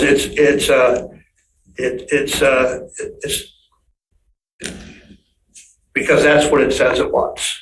That's what your master plan states that it wants. It wants a diversity of housing. It wants density in areas that allow density and that have sewer and water available. This is a poster child for fulfilling that need. I don't know how to say it any different. So. Okay, thank you. Rob, do you want to say anything? Yeah. Did you want to add anything? I'm sorry. Are you all set? Shannon? I think I'm good. Okay. Should I stop sharing now so that you can? You want to? Can you put up the overall? The 3D overview? Of, Sure. Yeah. Of which one? The aerial. Yeah, I will move back so you can refer to it and be able, like, would that be enough or should I go back? Okay, and I want to get Doug's comments and then OHM. Yeah, I don't have a lot of comments, but it might get lost before we get into commissioner comments. At the last meeting, there was some discussion on the part of the applicant. I think some discussion with the planning commission about size of the units, and maybe because some of the units were smaller, they might have less impact on certain things like parking and that sort of thing. The planning commission asked me to see if I could look into anything that might provide some confirmation of that idea.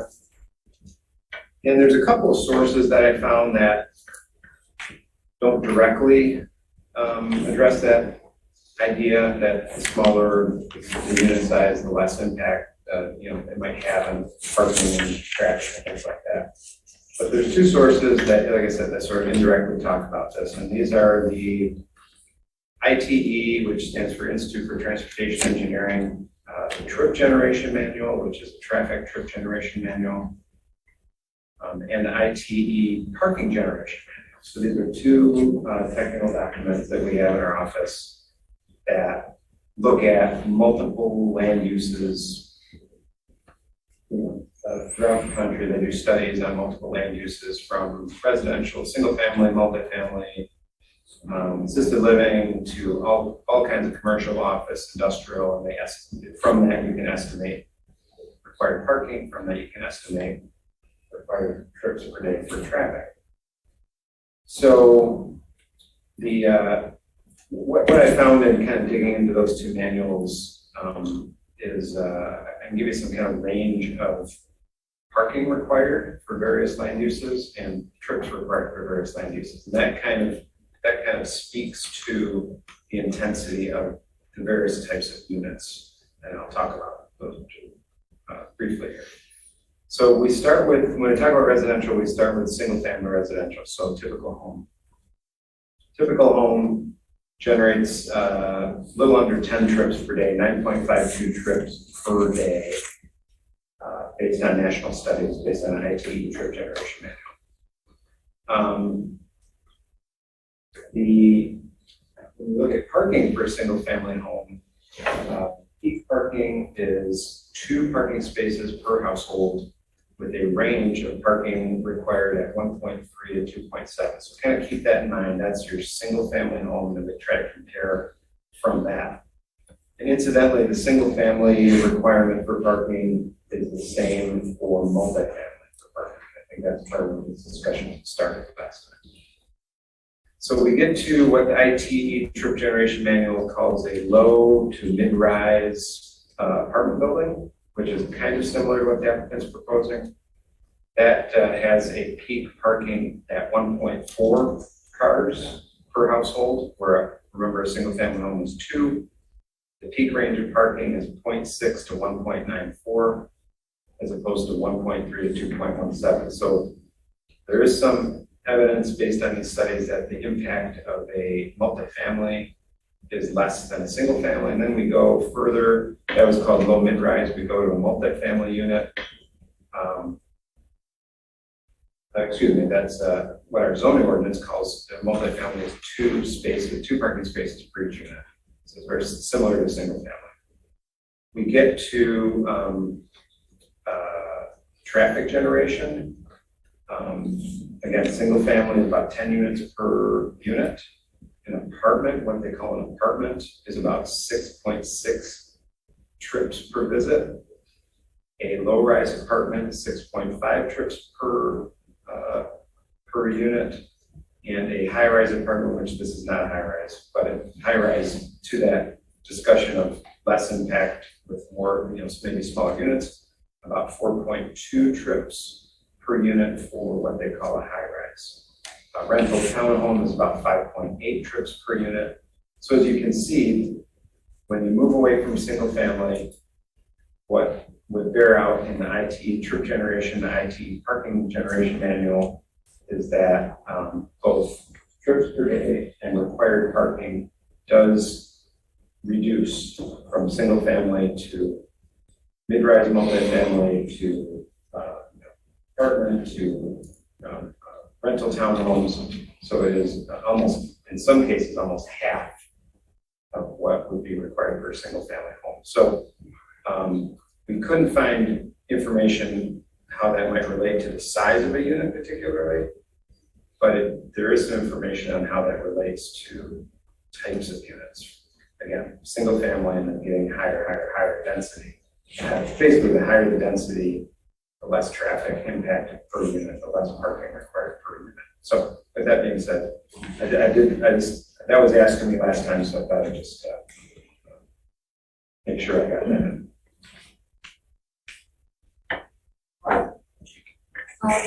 OHM, did you have any additional I got it. comment? Oh, you have. Is Sally here? While you're admitting them, Mr. Wall, were those statistics taken pre-COVID or after COVID? Pre-COVID. So it's likely that as people are working more and more from home, there may be even fewer trips. Good.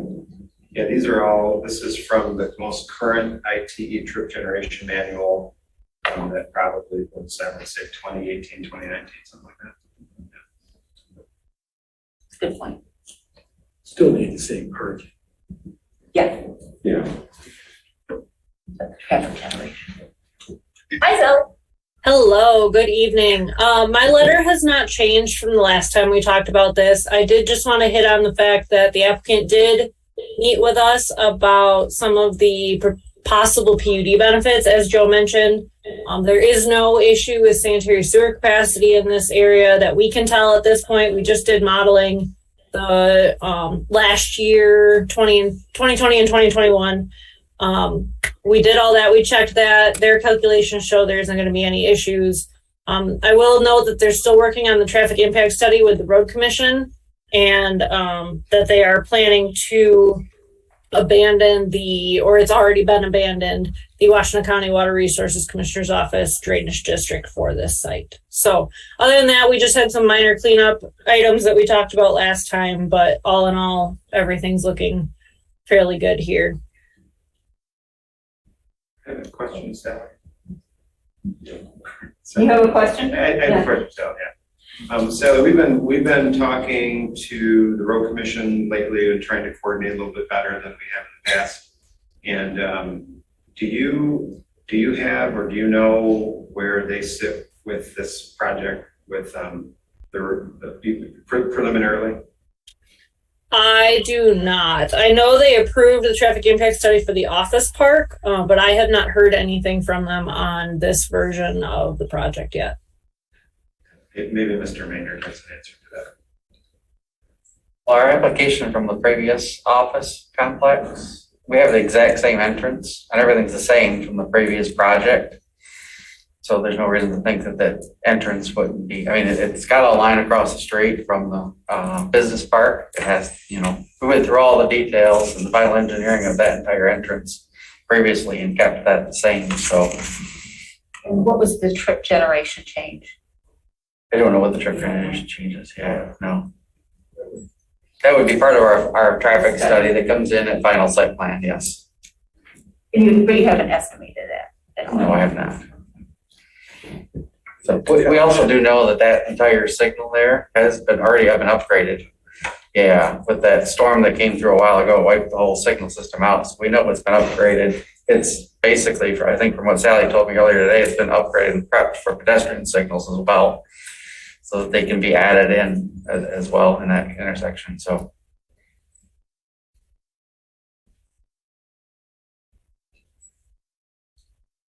And that may be a requirement of the road commission, depending on. Does the road commission require that, the pedestrian signal upgrades? Or how does that get triggered? It's not a requirement from the road commission, but I know that the TAP committee and the Parks and Pathways committee have reached out and have requested that crossing may be added as part of this project's public benefit. If Dan is open to that, I believe, talking to Joe, I understood that he was, as there's already sidewalk on the other side at Stevenson Johnson Dental, and that the township is planning to extend that pathway system through that corner and that intersection eventually. Absolutely, and that will just help tie it in, and going east that much better, as well as going north.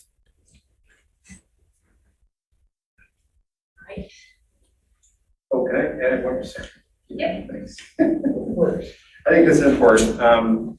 There was some discussion last time from some residents about fire safety and about a 4-story building causing some problems for Scio Township Fire Department. So we have a letter dated July 26, 2022 from Fire Chief Andy Hood regarding building height related to new development in Scio Township. It says, Mr. Ketlar, this letter is in response to our discussion related to building height in Scio Township as it relates to the ability of the Scio Township Fire Department's ability to protect buildings over 2 stories within the community.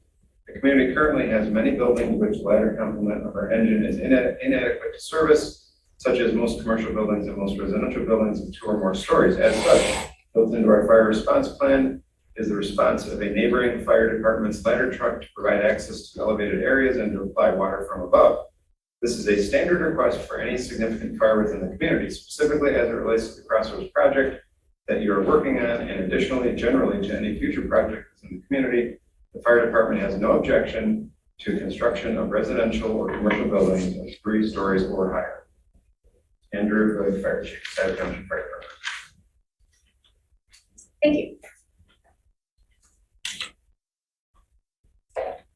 Commissioners. Just following up on that, so when I was reading the staff report, this received a height variance when it was an office complex, correct? I'm sorry, I didn't quite understand. I believe it received a height variance when it was an office. Was that also a PUD, or was that? No, that was a straight zoning. Straight zoning. Okay. So as part of the PUD, because this is going to be slightly higher, I believe, than the previous office building, at least facing Wagner. I don't think it's going to be higher. It is by several feet, yes. Okay, all right. Did you mention that it's sloped downwards, correct, from Wagner Road? Yes, we're 16, 18 feet from the top of Wagner down into our valley. That building, the podium building that runs north-south on Wagner, the first floor, essentially where the parking structure is at grade. So it's probably approximately 30 feet when you're walking on the sidewalk along Wagner. Without looking down to the first floor. If you're just looking up, it's about 30 feet around there. Which is less than the existing underlying height limit if measured from that finished grade. Yeah, there was some elevations that were put into the previous that are in there. Yeah, because the grade does really, it's almost even, the sections even showed it, where the roadway is at basically the first residential floor. So from the interior, you see the full height, Right. but from the. I'm playing a little catch up since I wasn't here last month. Yeah, right, so- exactly. If I'm repeating myself, I Yeah. apologize. This is kind of my first time looking at it. Yeah. And then, yeah.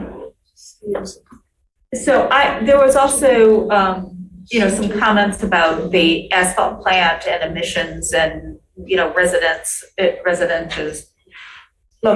residential closer to the current. So, I'm gonna put my glasses on. So One thing we did find out is that the asphalt plant is seasonal, spring to fall, and it shuts down for the winter. And also that the pile of asphalt is the highest point in Ann Arbor.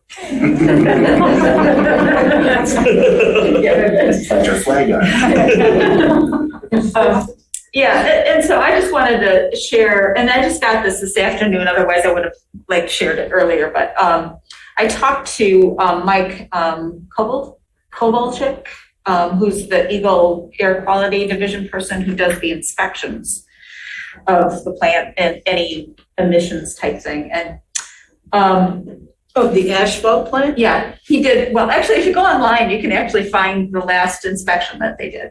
It's kind of interesting. So I thought I'll call him and see, kind of how what the monitoring process is, what emissions and so forth. And it was actually a pretty insightful part. He said, as far as the asphalt plant toxic emissions, they're highly controlled, and actually they have to do the emissions reporting and so forth. And he said that really hasn't been a problem. There's a history of a problem with this plant. Their inspections, they do inspections. I guess there was a change in ownership and so forth, but they're mostly complaint-based. And so this, so what he said was, and he gave me the citation for the complaints and so forth, but it's typically what would be here would be odors and what's called fugitive dust. So that's dust that escapes the site from the operations. And he said that he did do an inspection at one of the labs on the Gelman site, and they noted that they do get odors, the asphalt odors typically in the mornings, and because there tends to be probably a weather inversion because that's lower, and so the odors don't escape up, they tend to stick around. And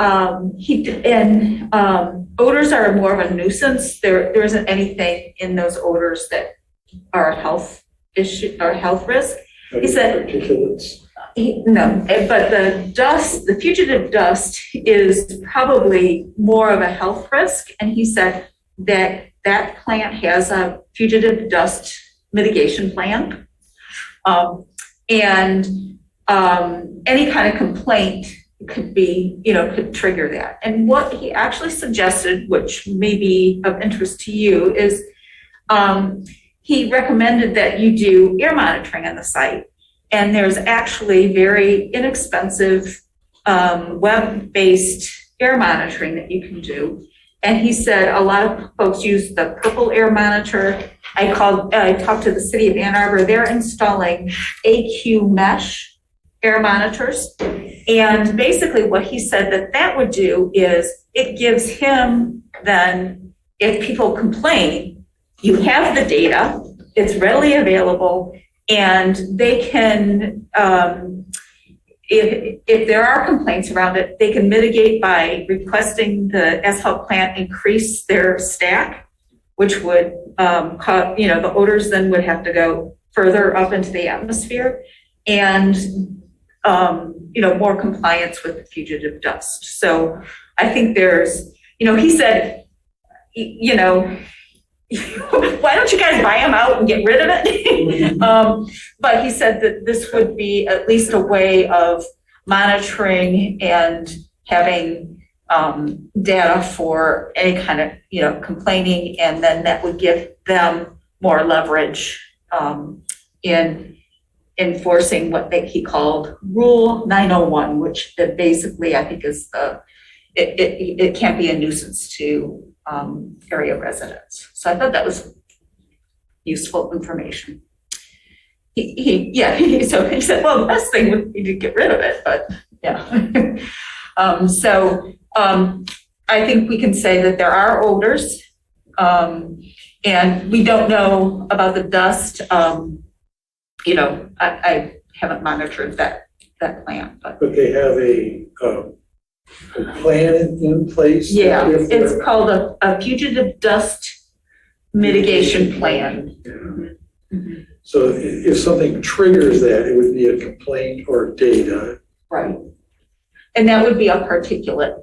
Then they would increase their stack and probably scrubbers in the stack. Well, actually, that's more of a water trucks controlling the dust, like when trucks come in, the crushing, that kind of thing. It's not going up the stack. It's not going up the stack. It's from the ground level operations. Yeah. Now, he did say that he wasn't sure about it, that the concrete plant, however, isn't regulated, and we might want to talk to them about some sort of, if there's an issue, it may not just be the asphalt plant, it could be the concrete plant with fugitive dust. Yeah. So that would be something the township could try and deal with. So that was the homework there.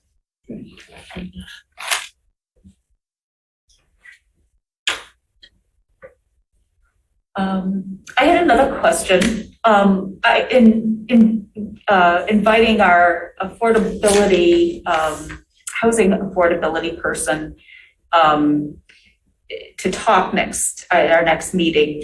She mentioned that you had some conversations possibly, and yeah, I went and talked to her because I wanted to know more about it. I think it's a need in our community more and more as things become more expensive. And I was talking to her about this project, but I think that when we have the layers of everything we have on it now, as far as cost, I think we're pretty good. But yes, I had some good conversations. I know Nathan, who I've done a number of brownfield projects, and I worked with him. And the lady, Gina, I've forgotten her last name, but I've never spoken with her before. So yeah, we were exploring it. Yeah, one of the things that we are, just because of the density that you've got, we're trying to figure out, as we're looking at our PUD ordinance now, one of the triggers, the added triggers for density bonuses is, I think the draft is 10%. I think it's a 10% affordable housing, which would be, in one of their programs. Just as an aside, I read your PUD ordinance. As a developer, you're not going to get any PUDs. You're not going to get. That wasn't a requirement for PUD. That's one of the things you could do. For increasing density. 10% is a pretty high number, quite frankly. But anyway, we did talk to them about it, and we talked because I wanted to know what AMI. It's 80% AMI, 60% AMI. That's average. Mark, what is it? Median income. Average medium income. And Washtenaw County is fairly high because it's a wealthy county for the most part. So I wanted to see what those relationships were. We think that what we're doing here is we'll be able to price these in a moderate enough range that we will hit not necessarily the lower income, but we may very well hit the 80% for some of our units by themselves. But we don't know. And the other part of it is that there's a lot of unknowns nowadays with construction. There just are. You don't know what things cost. People go out there and they price it out, and a month later, they're 10% more. We don't, the way this is going, I'm hopeful that we'll get approved with you folks tonight. We'll try to go immediately into the Township Board and get in front of them. But it's going to be the end of this year, probably before we get if we're able to move forward, get our final site plan. So we wouldn't begin construction until spring. Will prices come down? Will they go up? We don't know. And all development is driven by, and your interest rates have all gone up, they've doubled. So you have a lot of unknowns going on in the world right now. We all know that. I mean, we're all living in a world that's changing rapidly. And as a real estate developer, we're part of that. We've got interest rates going up, you've got construction costs going up, and you have uncertainty. So before adding another layer of uncertainty to it, we have offered an awful lot in this package here to try to create what we think is a sustainably designed example of what a project could do and be. And so we'd like to stick with this, what we presented to you, and try to move forward. Questions from other commissioners? I didn't need to be first, but I'll just start out. I have a couple of concerns. And I'll start with the ones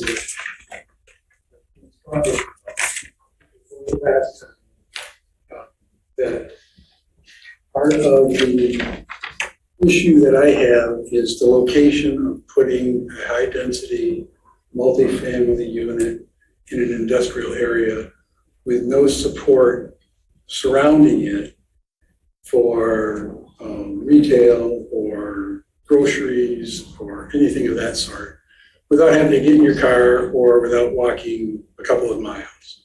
So that's my biggest concern. So you quoted extensively the master plan. I'd like to go back to the master plan.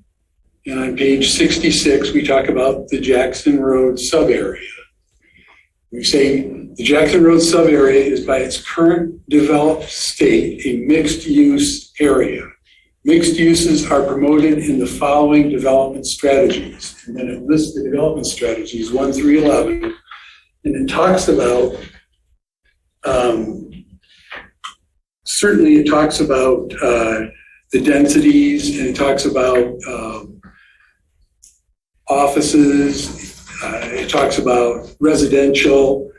One of the things it says, item 6, encourage high-density residential and commercial uses as part of overall mixed-use development proposals. So the overall heading is mixed uses are promoted in the following development strategies. So when we looked at the Jackson Road sub-area, we talked about whether we wanted to consider each development separately to have all the uses, the mixed use aspect, or if we were going to have the side-by-side nature of Jackson Road, where you've got various offices, you got various businesses, and if you put residential in there, now are we really, is this mixed use? And so we agreed that as an area, it's how did we put it? We finally settled on the wordings. It is by its current developed state a mixed use area. So now we're talking about as far away from Jackson Road as you can get and still be in the Jackson Road sub-area. It is separated from all the other uses by miles. So this is on page 66. So while the sub-area is considered mixed use, this area is not. And if we put a residential development, high density, we pack a lot of people in here with kids and young families and older people. They are not in the mixed use area. And that concerns me. Whether it's a killer for the project or not, I don't know. I'd like to hear other people's take on that. But we consider the sub-area a mixed-use area, and we wanted to enhance residential capacity by making it higher density. We didn't consider this, and my other issue is, we didn't consider high density to exceed, I didn't anyways, the highest density residential, multifamily residential densities of, what is it, about 10 per acre, 10 units per acre, and we're up to over 20 in this development. And we did ask Mr. Lewine, at least part of what my question before was we talked about how do we put it?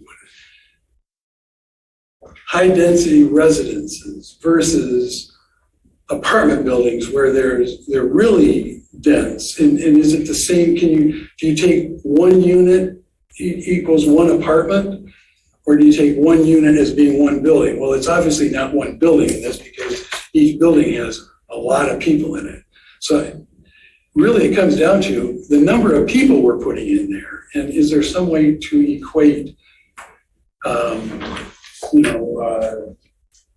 the density of units per acre and how many people that would be versus the density of units or even just people per acre in this development? Is there some way to equate? I think this is really high density. In an area that has no supporting structure for the resident. Everyone can have to drive to the grocery store, drive to the park. If you could put up this view, that's the one I would like. I mean, I'm imagining all the kids coming out of there after school and trying to play in that postage stamp in the middle. And we're not looking at a huge number of kids. You're not? How many families are going to be in there and how many are going to be young families? Well, you have what is happening here. And we have a market study or a study that shows it. I think the families, the majority of these will be millennials, and they'll go on the 600 square foot. And then you'll have the townhomes. We have 16 townhomes. You'll get your families more into those because that's more of a natural it's more like a traditional home. And you may have some children in there. But we're not looking at a huge number of children. You said 16 units in the townhouse? 16 townhomes. 16 townhomes? Yes, sir. Okay. So I'm overestimating the number of kids. Yeah, we talked about this internally too, as to how the commons should be programmed. If I could just say one thing that I think is getting at what you're talking about here. So Kroger's is 1.4 miles away. I just did a quickie kind of search. The Meijer is 3.2. So the Ann Arbor kind of commercial density that you're talking about is actually a little closer than the Scio Township Jackson Road area. And so I hear what you're saying about, you have to get in a car or you have to take a bus or something like that. We are on the bus line too, which helps. That will help. It really will, because there's a lot, that is not, that is not served. And your district does go down there. I mean, so that's the thing. It's like it has to stop somewhere, right? But the other piece that I would say in terms of recreation, if I think of myself in my early 30s or whatever, you have Saginaw Woods, literally across the road. And if that pedestrian signal goes in, then you're right there. You also have Dolph Park a quarter mile away, and you have that pedestrian signal that we're going to be putting in. You also do have an Ann Arbor Public Park that's just on the other side of the highway, that if you go over the highway and you're heading towards Ann Arbor on your right-hand side, there's a park back in there too, which is, hang on a second, I can look that up. It's bordered by Liberty, and it's just right next to it. But it's a decent sized public park for the city of Ann Arbor, and that is going to be Liberty and Maple. It is not quite to Maple. It's just over the bridge. Like tennis courts or something.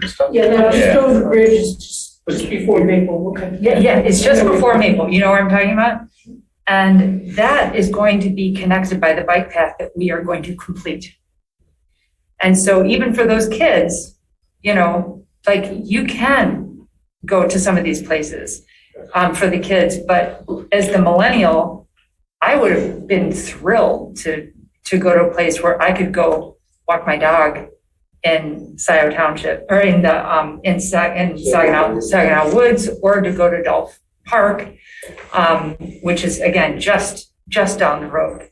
So I think that it is not fantastic for the, Myers is right next door. It's not that, you know, it's not in terms of food.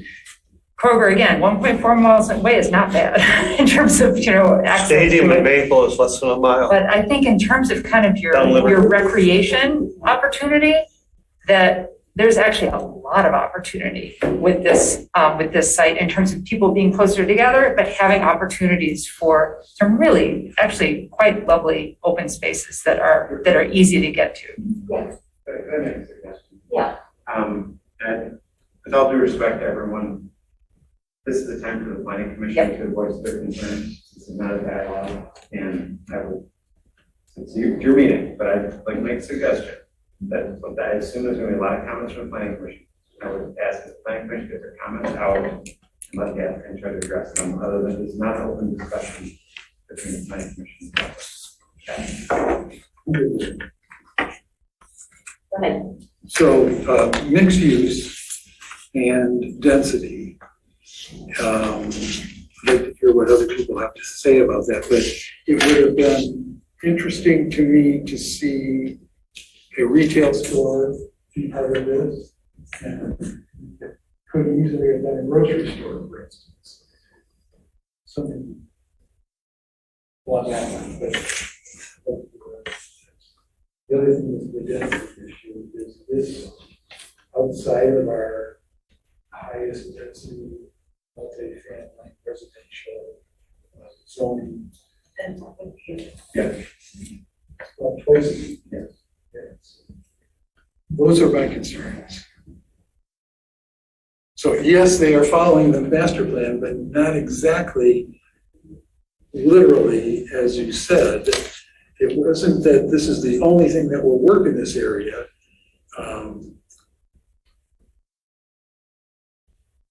I'd like to see mixed uses. That's how we envision the sub area, and I don't see this as a mixed use.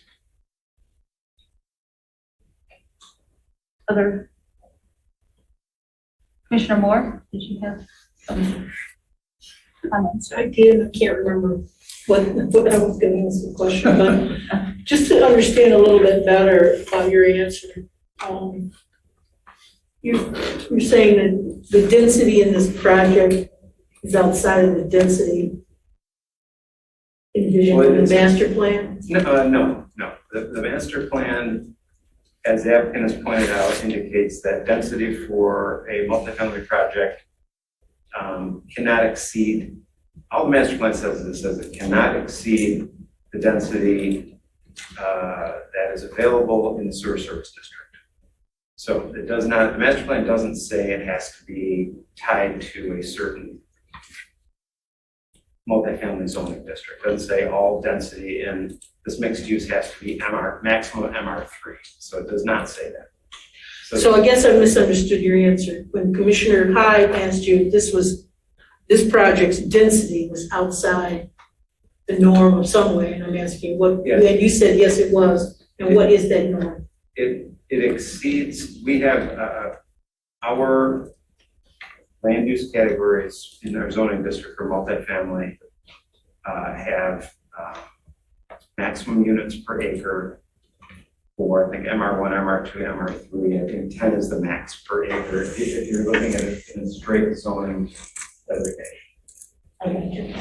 This is not a straight zoning designation, it's the PUD. So the applicant may ask for alteration, waivers of the underlying law. It is like that. They're asking for a density bonus in fact, which they can do as part of the community. I'll add to your follow-up. On page 31 of the master plan, future land use map shows this to be office industrial. It also, so that's the underlying zoning district, which has, who knows, that's indeterminate what the residential size or density would be, but up under high density residential, which is the highest density that we zone for, and I know they can exceed it if they request it and we approve it, but we're talking about a range given in the master plan of 4 units per acre, 8. So, I mean, in our master plan, that's what we state. Does it say 4 to 8 units? It says 8 DU per 1 acre to 4 DU per 1 acre. So there's a range given. And then medium is 4 to 1 and low is 1 to 2.5 acres. So the highest density is 8. It's DU, something unit. Dwelling unit. Dwelling unit. So that is in the master plan, that this is a office industrial, but our maximum multifamily residential is, our high density, 8 units, 8 dwelling units, great. Now, they can ask for more, you're right, and they are asking for more. I'm just saying they're asking for a lot more. Like 2.5 times more. I thought it was 10, but this says 8. So I'm counting, were you done? Yeah. So I'm counting 10 buildings. Am I getting that wrong?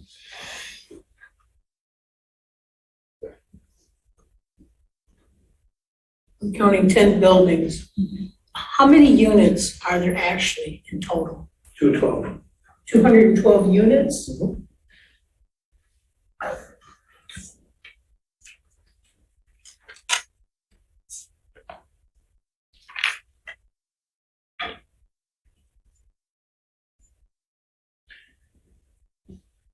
May I add something here? Yeah, did you finish your question? So I just want to make sure, when you say units, I mean, that's counting each apartment separately, right? Okay. Thank you. Chris, did you have? Yeah, I had like a little laundry list I was just going through on the list here. But first one, I pulled up a map of the AATA. I don't see that there's a direct bus line at this site, so that may be something you want to look further into. I like the aspect that there will be a pickup, but the map shows that there's not a route out that way. So we may have to follow up with AATA. We think there's a route that goes out Wagner to Jackson. Turns out Wagner goes right to Jackson. Yeah, there is. I saw it after our meeting. I saw the bus. There's a sign. So what we would do is work with them to have a place right on the corner there, or wherever it's, I guess, convenient. It must be a bus that goes out Safe. Dexter and goes in Liberty. Something It like circles that. around there, is my understanding. The map is showing one, but it does go from Dexter to Wagner to Jackson. I'm not seeing anything over to Liberty and Wagner. Now I don't know how old this map is either, so I'll preface that that'll have to be clarified, I think, just with make sure that we have a bus route that somebody could actually get on and off and commute into the city. I wasn't here on TAP, I think, when this originally came. That's the Transportation Alternative Planning Committee. I just want to let you know, I'm probably going to bring this up at Wednesday's TAP meeting, and I'm sure they're going to have more ideas. I've already heard the connection possibly to Saginaw Forest. Maybe we institute a crosswalk. I don't know what the hills and the grades, for pedestrians, that we want to get over to the park. So I'm sure I'll be talking with them more as far as access. I think you said like the 242 churches to the north, and you've already agreed, it sounds like, to maybe a pedestrian crosswalk going over. So that's all. I'm going to discuss all that probably at Wednesday's meeting, just to put you on alert for more public benefits as far as pathways. And then this is really to Mr. Hyman, the mixed use. This is kind of timely because this just came up in the city where it was the old Kroger site. And it was just probably as dense as this one. And they've had retail as part of the mixed use for years, and they cannot fill that mixed use for the retail. And they just came in at last Tuesday's meeting, I think, where the developer said he came back in he's converting the retail into residential because he cannot, and like, I think like you're discussing, the neighbors did come out, they wanted retail, that's what they said was there, the residents, I think, there that were in that complex. And he's open to it, but he's also open to finding somebody that would come in there and open retail. So I think it's a difficult time to find, I'd like to see retail there too, by the way, for a mixed use, but I'm not so sure we're going to find anything that might go in there either. I'm just throwing that out there for discussion. Yeah, thank you. It could be that we're just going to have to count on the residents taking the bus or driving a couple miles. I do it, but I do it, for one family. I don't know, the grocery store next door either. Yeah. I think I was thinking about, and I looked it up, Huron Towers is one of the, it's 360 units. And I know they have had a lot of trouble. When I lived there, which was way back in the 60s, they had a little retail shop. And, they've been able to keep a little restaurant, but the restaurant caters and they still have that little shop, but they haven't been able to, have like full grocery. It's a little tiny convenience store kind of thing. Mm-hmm. Yeah. So, They had a bar and a convenience store. And I'd say that was mixed use. So they've had a lot of issue with the retail even in that. So ideally that'd be awesome, but I do, thinking about it, we do have a church. You look at some of the funeral. I don't care that one. The other thing that I'd like considered is, and for TAP too, WISD is very close by. There is no walkway or pathway to WISD. They want to open up, they have opened up their playground and all of their paths to the public. The playground is open on weekends, but nobody can get there. And so they want to connect to Scio Ridge, I think is behind them, and figure out, we had a presentation at the Environmental Task Force that talked about Project Grow wanting to do community gardens and an education center at the Wren's farm, along with community composting. And that would be a huge connection with WISD and this complex, but we would need pathways south. So, I mean, that would be another thing to discuss, and I want TAP to discuss that too. This is, and we need to have these density conversations because we don't have a lot of property left that can be multifamily, that has sewer and water, the issue is the connectivity, high density and connectivity. That's what I want to, promote. Right. It's too isolated. And here we do have the potential for connectivity, and you're improving the connectivity, which will improve it for connecting the Gelman site, which has the potential to grow and, provide more jobs. You have the potential then to have a working living kind of situation too. You have the church. You have WISD also has the charter school. Yeah, so I think there are some really interesting potential. There's interesting potential here. I was looking at, some of the theories about place. And one of the things that this development does a very good job of is it has an internal place that it's creating. And if we can improve the connectivity, to the other, especially the recreational pieces and Ann Arbor, I think it isn't necessarily, a Scio connection, I think, as much as the Ann Arbor connection. Connect the people to places, not necessarily within. Right, within time. But it could help build that connectivity with Scio into Ann Arbor too. Yep. So I think there are some really interesting potential. There's interesting potential here. And, I really feel like pushing density on certain sites makes sense. And the question I think before us, is this the site, and is there enough potential here with the connectivity to some of the things that are happening there that it could really create that sense of place? And, it's kind of a wasteland right now. And a development like this could really anchor it and give it, activate it and create, it kind of instill other things to happen, in that area. Because right now it's kind of deadly, and I think the potential at the Rents Farm too is a chaos. So I'm kind of intrigued by the potential of what this could bring. I guess that's my kind of thinking. Property across the corner, kitty corner, where the Straight Where the- across Wagner, where Doug's billboard is. yeah, where the billboard is, that's up for sale now. It's up for sale. That's what I've heard of it referred to.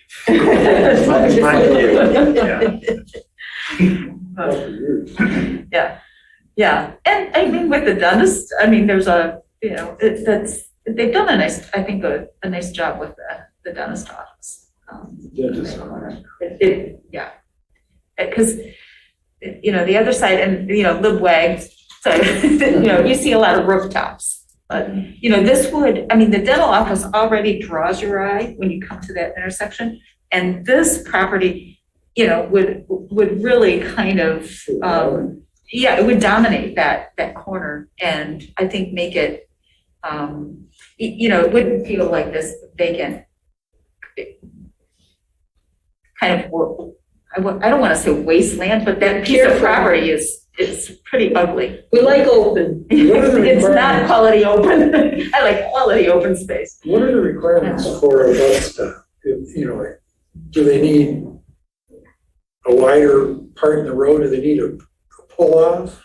Do they need a turn in? Do they just stop in the middle of the road? Well, pull over, but. Well, I think. Is there a lane to pull over in right there is what I'm asking. Is there some place that a bus could stop? It's really wide. Go ahead. I can answer that because I'm designing 5 different bus stops right now for the township, all along Jackson Road, and all of them are basically signs at the curb that you pull over to. We're installing bus shelters. I get the contractor on board, but that's another story. But basically, they just pull over the side, cars go around. You got 2 lanes. You go around the bus, it sits there for a minute, and then it moves on. So, but there are requirements from the intersection, how far back it's got to be, everything that we follow. So, but we would need another turnout lane. But you haven't looked into where it would be possible there? It's just. I haven't looked specifically, I haven't looked specifically at where it would be at this intersection. We have to look at ADA access and everything else too as part of that design process. So in the next phase. Can you use our slow down lane, speed up lane? Okay. Depends on your bus and I think the other things that I'm also interested in is, I think, some of the sustainability pieces, you've got a good list. But then, for instance, the EV charging, we're looking at an EV charging ordinance. So, having like numbers and so forth for the bike parking, the covered bike parking. And I'd also like to see if it's sustainability. I'm going to really push that on EUI targets and the energy code performance that you're targeting, and hopefully it's the IECC 2012. Because this is all residential energy, and the current energy code for residential is very poor. And so, or even, looking at a HERS rating, some kind of performance standard that, that you can meet, and we know that it's going to be more efficient, closer to carbon neutral. I know there are all sorts of issues with, you can't master meter for, apartment buildings at this point in time. That could change. But so prepped, so that things are solar ready, those kinds of things. Let's see. So that South Tap kind of connection, with the benefits, because I think we need to appreciate that this is a whole lot more dense than anything we've got in Scio. So it needs to have, and the 100% infiltration. I mean, if we're going to have a dense development, having one with this type of open space, I think is stellar. It is the type of benchmark that we need. Because if you can be dense, if you had this kind of density and you paved it, it would be horrific. And I think this and they're doing 100% infiltration with the stormwater, which, that's great. So I think there are a whole lot of things that are going for this. And, I'd like to, I know you're really pressing for approval tonight. I'd like, this is me again. I'd really like to have that discussion with affordable housing and some of the toolkits that Scio can put in place, because I think, I don't know that I know that dashboard is out of date, but we lost all except one unit of affordable housing in Scio, unless they re-upped for the rent control. And I know there are some things that the township can do on our end to promote that affordability. And I would, because that's the other component I really want to see here. And I know you're saying that it's, you think you can do it for less than, obviously, than, what construction would be in Ann Arbor and so forth. But I would really like to pursue that other affordability piece, whether it's, you said 10% was a lot, but, somewhere in there, and what can Scio do to also promote that? Because that's desperately needed. And if we have another rental, we may only have a few more rental projects in the next, let's say, 20 years. And so to take one that's 212 units and miss the opportunity of doing some sort of affordability or rent control or something like that in that development, I think is tough for our planning purposes. So, I mean, that's kind of where I am. I am not at all opposed to this kind of density in certain areas where you have transportation, where you have connectivity, where there are, recreational opportunities, and in an area that we really need some good development. I go back to, when we approved that car, moving the car place down. Suburban. Lithia. It was the quality of that development and what they were trying to do that kind of persuaded me. And, and so it's also the quality of what can happen in a place that I think can make a difference. And so having some of these things from the sustainability, the connectivity, and the other thing is PUDs are the only tool that we have for community benefit. Okay, anything else that goes straight zoning, They can do what they.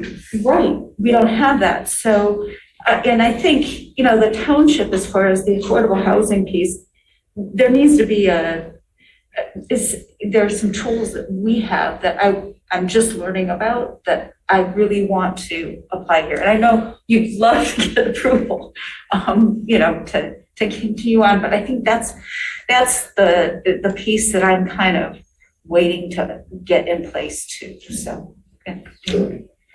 Is that something that could be also done at final site plan? I mean, because that really gives us a good step forward to get through preliminary tonight.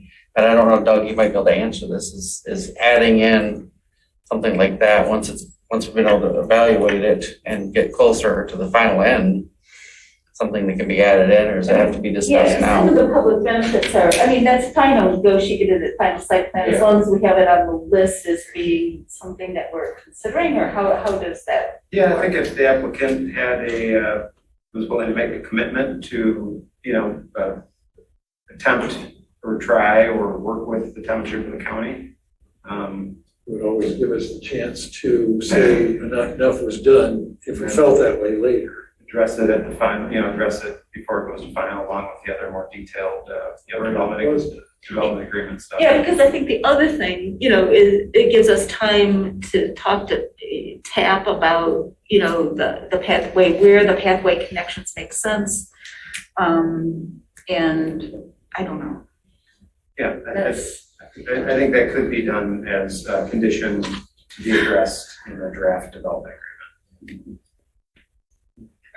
I would say too that I think the petitioner should be aware that the risk will fall on you that if we do move forward tonight with the approval, that this could be an ever-changing, list of public benefits, because I'm looking at it, and I agree with Commissioner Culbertson, that there's a great list of public benefits, but after speaking with Pat, after speaking with the Affordable Committee, we may be asking in 2 months when you come back, like, you want twice as much density? Well, then the township is going to be looking at, we want all the connectivity, whether it's to WISD or whether it's to Saginaw Forest, or we do want, even if it's at 80% affordable AMI, it's going to be a give and take. So just know that there's risk involved here, that you move forward and we may not like what you've offered up or don't agree to, and we say, well, we're right back where we started.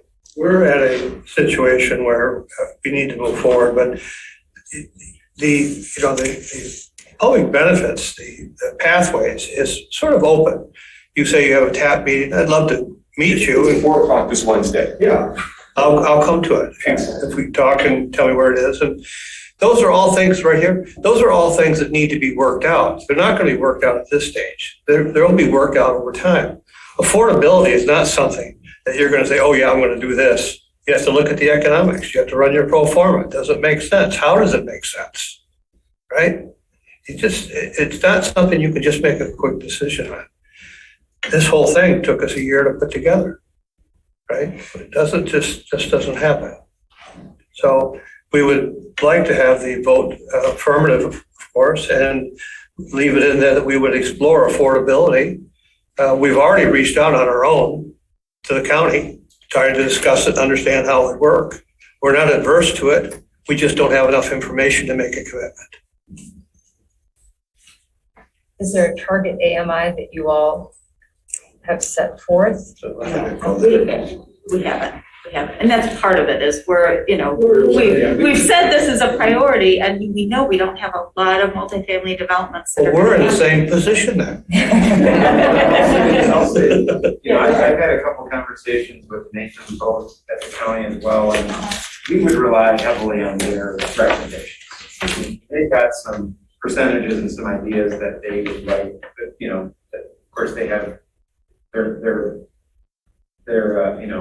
thing that they really want, and then we kind of go from their best case to maybe negotiating something in between. But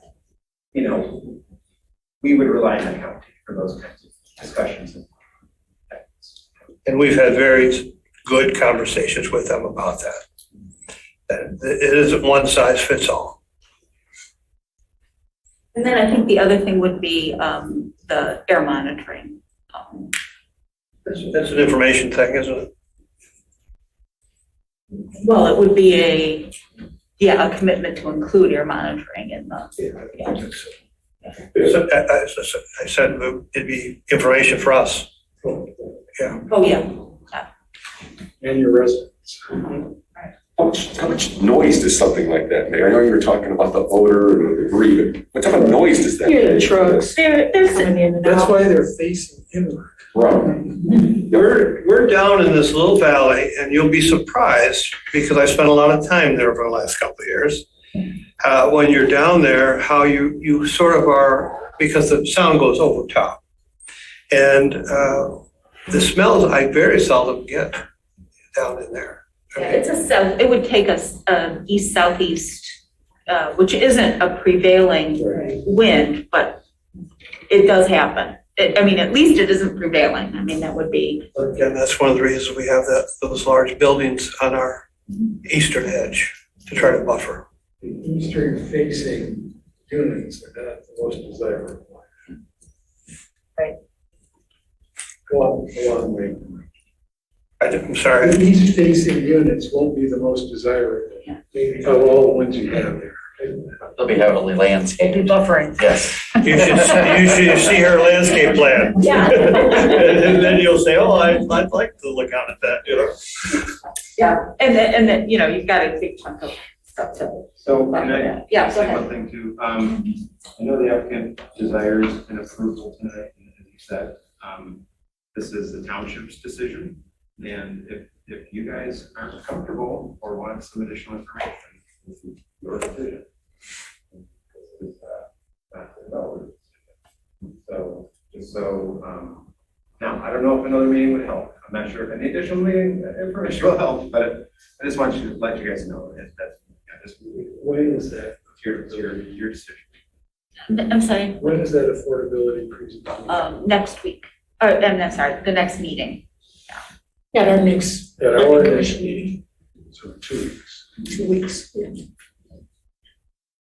We submitted the site plan in May, 19th? Yes. Yes. So we've been in this sort of cycle for over 3 months now. That's a very short period of time. The last project that has been involved for 3 years, I'm not suggesting that it's gonna be 3 years. Looks like a lot of stuff is being addressed, so. Talk a little bit about, I mean, obviously you're trying to go for, you know, next year's construction sequence. So, you know, I'm just trying to think, what's your, you know, put your schedule out there and, you know, do we have, I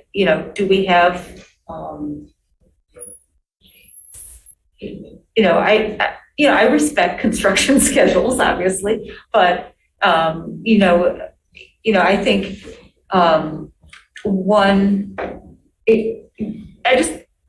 temperature of commissioners. I mean, I think your question is a good one, if I'm reading you correctly. I mean, is our holdup of a preliminary PUD stopping you from some options contract, or is there something? We have financial obligations that we have to move forward with. The preliminary sort of starts some of that. But also, you got to remember, after we do the preliminary, we have to, after this, we go to the board.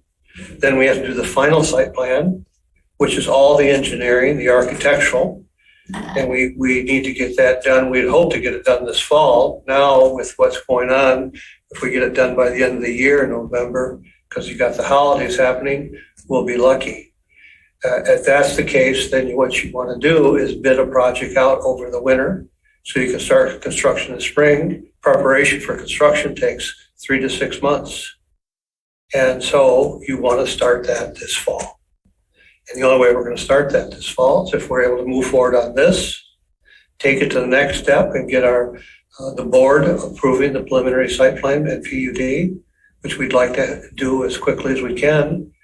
And that's our time frame. Now, then you don't start construction, obviously the site construction, until spring. It's just going to be difficult otherwise. And Jan, I don't think with just one meeting with the county, you're going to completely understand the.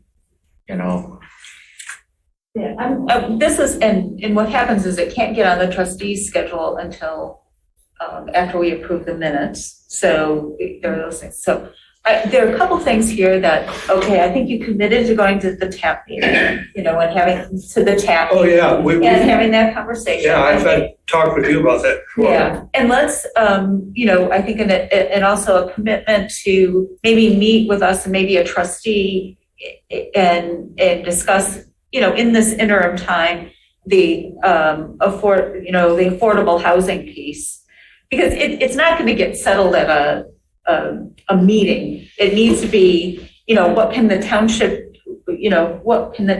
do to support affordable housing and Grant money. or there are a bunch of different. And I would be pleased to meet with someone on the board to do that. That kind of stuff.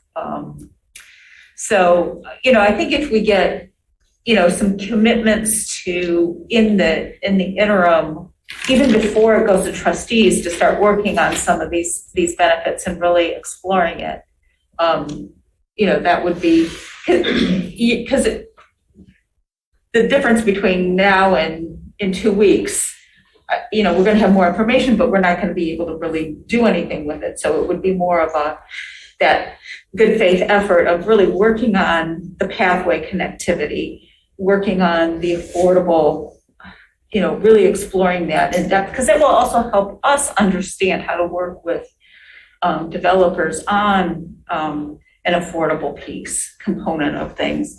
And that really answers the senior thing, because to me, it's more of an affordability thing than necessarily an age thing. I mean, it's both. I mean, but if you have elevators and apartments, it's open to, Are there elevators in your apartments? In the Podium buildings, I'm getting tired. Podium buildings, there are elevators, yes, ma'am. So I think the issue is, we don't want to mislead you.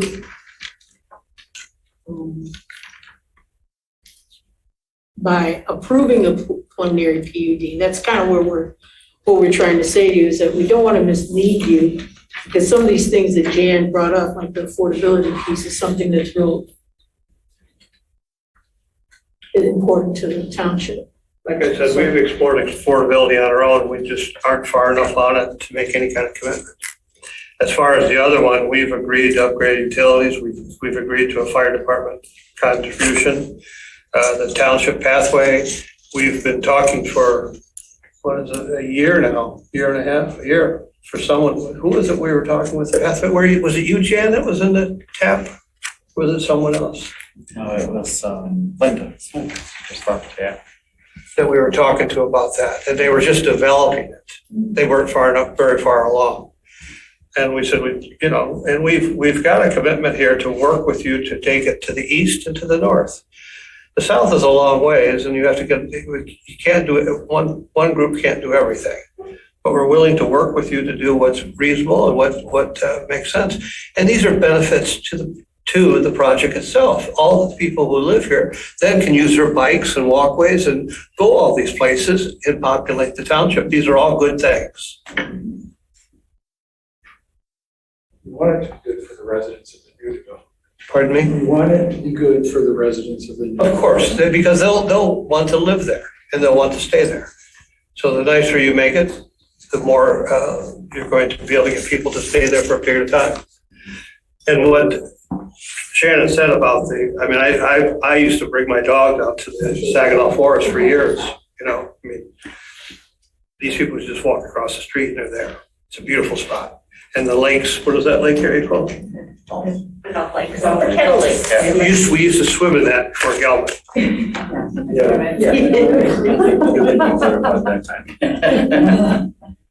Before we knew about you. Yeah, exactly. Before we knew about, it could have even, well, maybe not. Yeah. Thanks. Yeah, if you wanna. I just wanted to kind of follow up to Commissioner Moore's comment. If a preliminary PUD has a series of conditions, and the conditions cannot be met, then preliminary PUD is not approved. So I think that's what you're trying to say. If they not live up to the conditions, preliminary PUD approval will not qualify. But right now, we don't have a list for that today, and they're asking for us to approve the preliminary just to move forward. And that's why I was just trying to make the applicant aware that these are pretty serious things that are being brought up. And so we don't want to mislead anybody with the approval of the preliminary PUD and then get down the road and find out that we can't come to some agreement on the issues that were brought up today. So I'm assuming that there's going to be reasonableness on all sides. If there's not, there's no use even having a discussion, right? So we've already offered our public benefits, these things that we're talking about. Now it's a matter of how do you define it, what it's going to be, what kind of cost does the development absorb. We put it out there for the fire department because we thought that was important. And we looked at the cost. We looked at the cost of those ladder trucks. You know, I thought they were 600,000. He said, no, they're 1.2 million. I go, oh my God, you know, we can't do that. But Then you didn't agree for the whole we can truck. contribute something, you know. But anyway, we will do the same thing with the TAP, and also Joe has had discussions with the OHM, and we'll deal with that.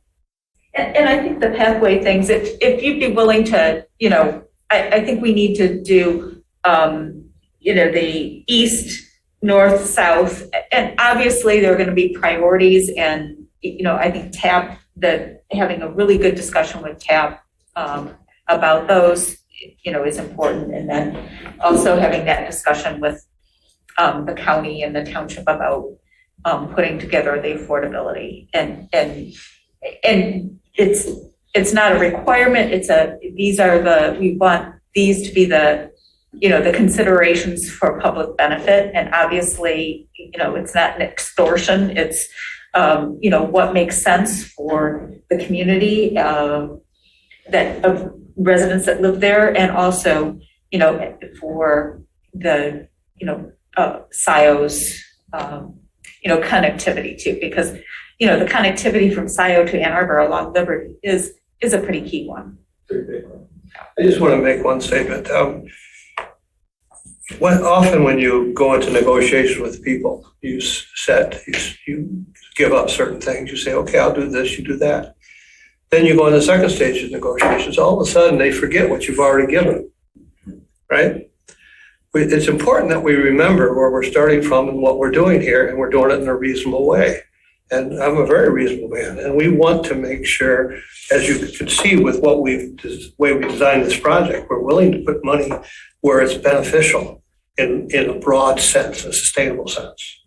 So let's, you know, we have that understanding. I have no problem with having the preliminary PUD with conditions because we've already laid out the conditions here. And we assume it's going to be reasonable and we'll come to an agreement on it. And I'll come to your meeting on Wednesday, 4 o'clock. 4 o'clock. And we'll explore that further and we'll start looking at it. I may ask Joe to come with me because he knows a lot about cost of what it takes to go from A to B if he has the time. He may not, he's so darn busy, he can't see straight half the time. But that's how it's defined, by what you can do, what the costs are, how you put all those things together into a package. That's fine, that's what we do. And ultimately, it's an agreement that is approved by the trustees too. So it isn't even our. You set the groundwork. But we can't. Yeah, we're not gonna. So I would recommend you guys are going to, whatever you're going to do with this, if you are going to recommend approval, you can't just say based on the comments of the meeting tonight, because we don't know what planning commissioners agree with those comments or which planning commissioners don't agree with those comments. So there has to be some list. Maybe it's the list that was provided by the applicant with addition to pathways as discussed, affordable housing as discussed, and other issues that you discussed that everyone can agree to. Because if this goes on, you can't just say based on the comments of the planning minutes, because we don't know if y'all agree with that. So we have to have. We had a lot of comments. Yeah, you have to have something that comes out of this that we can move on to the township. You're welcome to use what we have as public benefits section as a basis.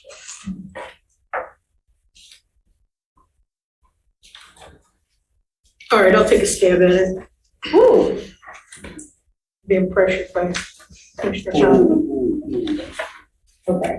All right, based upon the information received from the applicant and reflected in the minutes of this meeting, the Planning Commission finds that the Crossroads preliminary PUD plan received by the Township meets the qualifications for consideration as a PUD as outlined in section 36-245, subsection C of the zoning ordinance.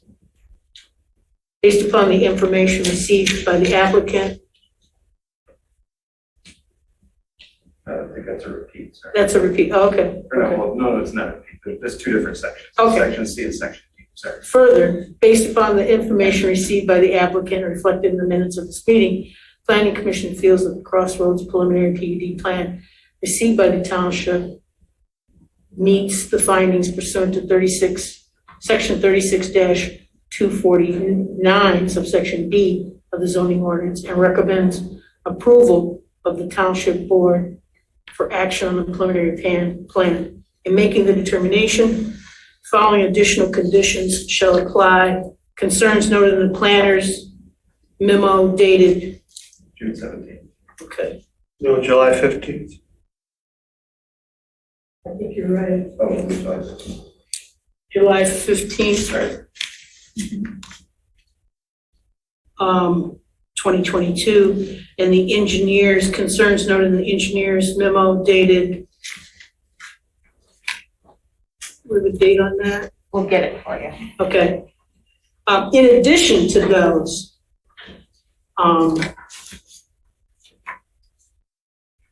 commiserate with the discussions today by the commissioners, there are some areas that have been pointed out that we would like further consideration by the applicant, which is affordability, EV charging stations, and other sustainability issues with regard to EUI targets, energy code performance, and solar Readiness. readiness. Thank you. It's A, B, C. Connectivity issues related to pathways and air monitoring.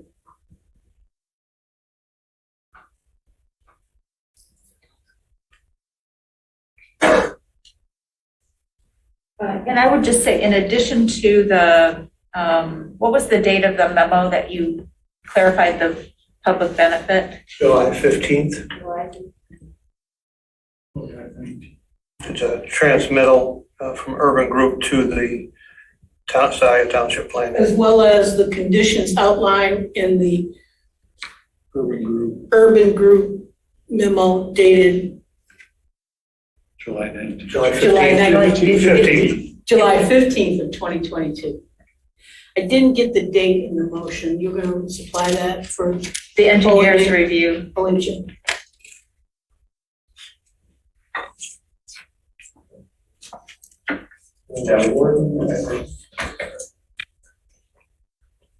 It's June 20th, 2022.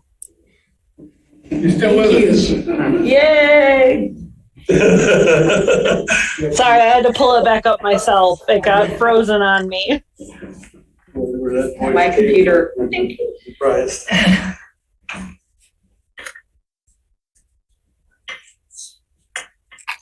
Okay, so I have the following. In addition to the July 15th Urban Group memo,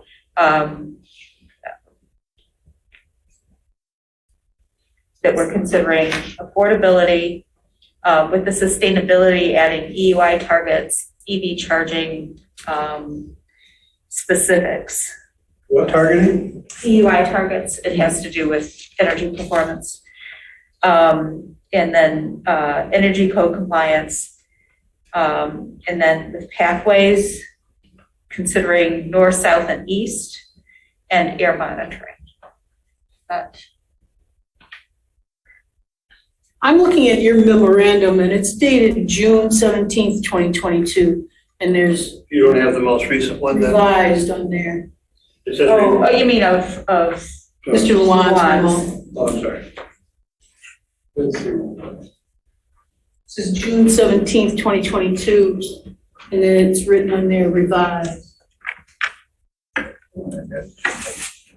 gonna change that date. to June 17th? Yes. We can clarify. Yeah, and It's to be, the latest, the most current. yeah. Okay. Whichever. Okay, is there support for Commissioner Moore's motion?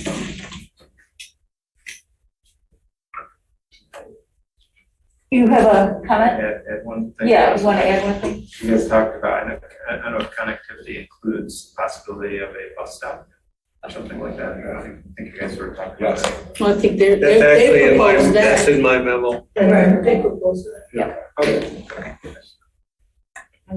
A little clarification on Yes. that, when we did the office, the route went through, and now when I'm looking at it, I know they changed a bunch of their routes with COVID, and it doesn't look like it goes all the way up to Wagner now. It turns off a little earlier. So it's not far, but it doesn't go all the way up anymore, because they But did. the millage also passed. The millage passed, so. Oh my God, they're gonna go everywhere now.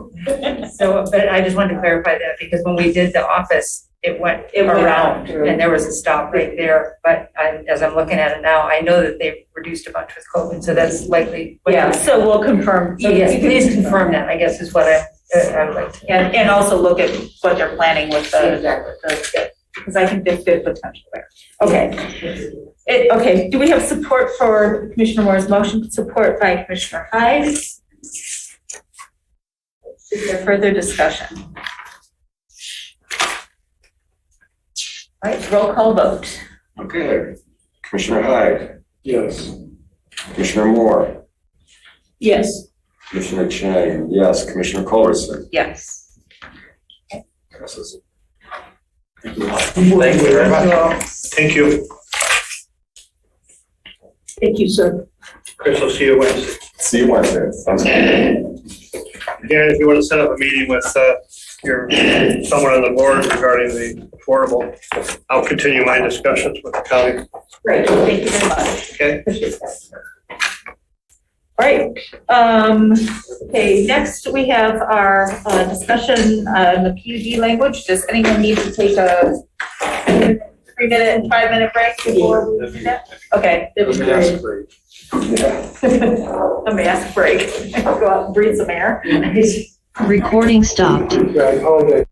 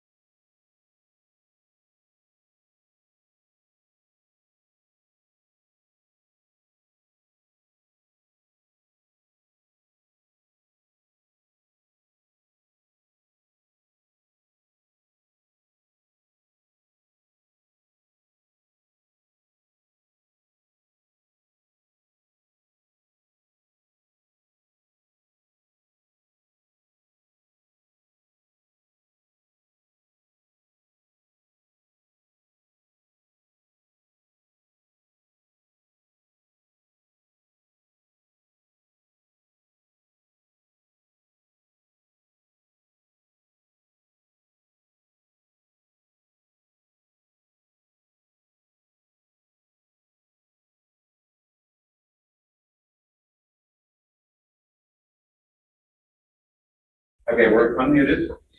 All right, we're Recording in reconvening. progress. Okay, we are reconvening at 10:16. Right. And I think Commissioner Moore, you mentioned something about an agenda revision. Yes, thank you. I would like to move that we table the PUD discussion this evening. I think that's going to be some time, and it's now 10:15. I would just ask that or move that we table the PUD discussion to our next meeting. Will there be time at the next meeting? Right, I was gonna say, how full is our Do we have agenda? any big? We have the presentation on affordable housing. Okay, I would second that. All right, then, any further discussion? All those in favor of tabling our PUD discussion till our next meeting, Aye. please say aye. Aye. Any opposed? All right. Then we're going to move on to reports. And we also have, because we've put off reports, we haven't done and commission activity, we haven't done our election. So,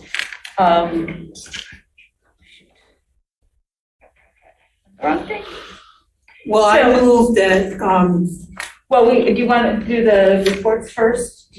What did you have, anything? Nothing. Okay. Land preservation, anything there? Parks? Just that we're moving forward with pavilions and tables at Marshall Park, and there's other activity going on, but I don't have a list. Okay. All right. Anything, roads? I don't think we have anything. Okay, I just wanted to say that the BOT did approve the climate resolution, and they requested a working session on the goals once we get there. So I think that's a good thing. they approved what? The climate resolution. So we now have Declaration of climate emergency. yep. So we have goals. The survey responses as of last week, we had 198. So coming along. And I think, let's see, they also recommended that the DDA look at, and we have to figure out how to get this to the DDA, to add bike parking at the bus shelters. And you know what, I could email Joe about that and see if they would consider some bike parking at the bus shelters. Is this going to be covered or uncovered? Uncovered. Uncovered. Yeah, yeah. And then we did have our the first Solarize meeting in our, and I think they had 50 people, I think, expressed an interest, and I don't know how many will go to the next step, but and then just I wanted to ask also is, I noticed in our schedule, because I was looking ahead to have a working session on the PUD ordinance and some of the updated ordinances with the trustees. And we have no commission meetings after 9/12 and 10/24 because there are two holidays in there. And so I wanted to see if people would be up for scheduling a special meeting in that time period. One, I don't know if we'll have any business or anything, but at least having a working session. You mean a different day of the week or different? Yeah, it would have to be a time of the different, it could be a Monday that wasn't one of the holidays that would be a regularly scheduled meeting, but I'm thinking we're gonna have to have a meeting in there and maybe do a working session. Because we have two holidays, so we go like a month without a planning commission meeting. So on September 12th and the 26th? Or is it the 24th or the 26th? Maybe it's the 26th. Yeah, in there, we have no meetings scheduled. I have between the something 12th called and the PC training. I don't know where I got that from. What training? PC training? Some planning commission training. Maybe you can do some planning commission training. Okay, we all should. Oh, yeah. That'd be good. Okay, so maybe we should look at some schedules on Mondays or another day to meet in that. Is that okay? So people could just email me if you're gonna be away or something like that on the alternating Mondays there. The 12th and the 26th. Are scheduled meetings, so it's in between those. I just thought you told me there were no meetings. Between, the 12th is a meeting, September 12th, and then October 24th, I think, is the next meeting. There isn't a scheduled planning commission meeting in that time, in that window, because one is Indigenous Peoples' Day and Rosh Hashanah, I think. So you want to know if between September 12th and October 24th, we can meet, or are we going to be away? And I'll email you. Yeah. So, okay. And then also I wanted to let people know that Pittsfield is updating their master plan, and they have a draft online, which is really interesting. From what they're upping is their sustainability piece, updating a lot of it. It's called Preservation Pittsfield. And it would be worthwhile looking at. I don't think there's anything that affects us because they're not changing maps or anything, but it is online. And that was my report. Okay, anyone else have any other? Other than Ted, this meeting Wednesday at 4:00 if you didn't pick it up earlier, so by all means. Okay. Yeah. All right, meet by Zoom? No, right here, same room. But you don't hook up to the Zoom. Yes, it is hooked up. If people from the public would like to Zoom in or watch, yes. Zoom in. Okay, great. Then the other item under our reports and so forth is election of officers. And so we haven't, need to do that for the next year. Starting in 2023? Nope, effectively now. It's For supposed to be 2022. for July 2022 through the end of June 2023, basically. I don't know why it does it, but that's the way our bylaws go. Is this something that we should wait until we have maybe our new commissioner in? We could. So we have 6 members present instead of just the 4, but I'm open for faith. We could do that. Want to do that? I'm ready to move with nominations. You're thinking somebody is going to take secretary from you. I don't think we want to dump on Jeff here. But I would move nomination of Commissioner Culberson as chair, Commissioner Hyde as vice chair, and Commissioner Chain as secretary. I would second that. I wondered if you were going to volunteer. Okay. Nor am I running for the board. DOT. She announces tonight. I'm okay with it, but I just don't know if Mr. Sharma is looking for an opportunity or. I did ask him. Oh, okay. And he's got a full plate. Okay. Right now. So if you'd be willing to continue, that'd be great. And then I think after, hopefully, if we have a new commissioner, they can get their feet wet, and we can always change. If, right. That sounds good. Okay.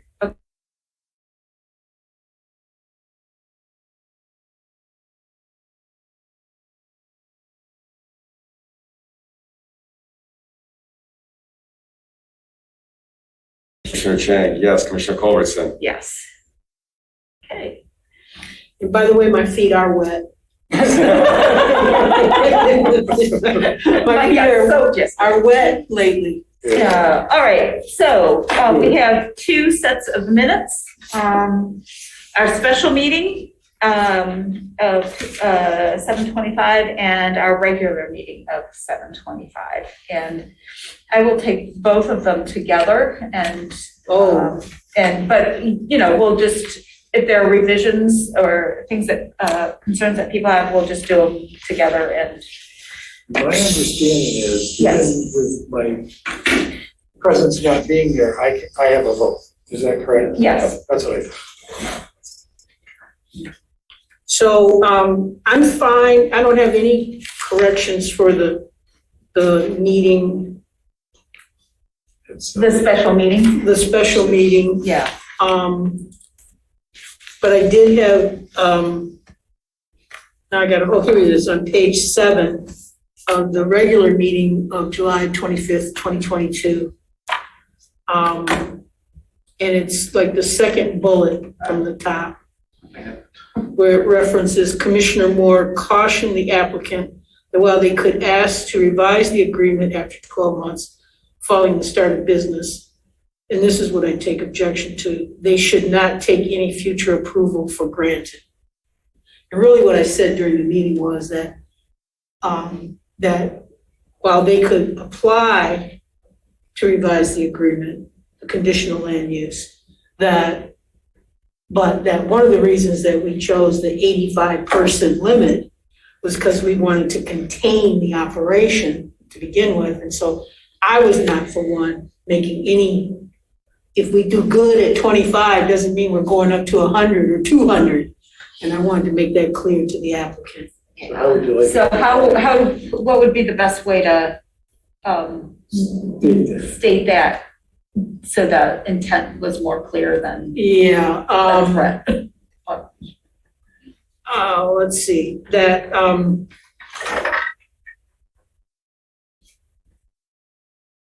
that in particular, the condition to limit the participants to 85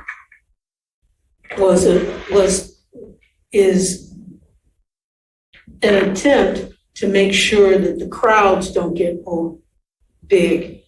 And that because the applicant has success at 85 participants, doesn't mean that I would vote for approval of 100 participants or 100, 200, or more participants. Yeah. And You just added 3 pages to the minutes. No. No, I'm just trying I don't want to do If they ask that. to revise it, they shouldn't count on Thank you. approval. They shouldn't count on Right. approval, just. They can ask for it, but they don't count on approval. Mhm. Is that- I like that. Okay. Okay.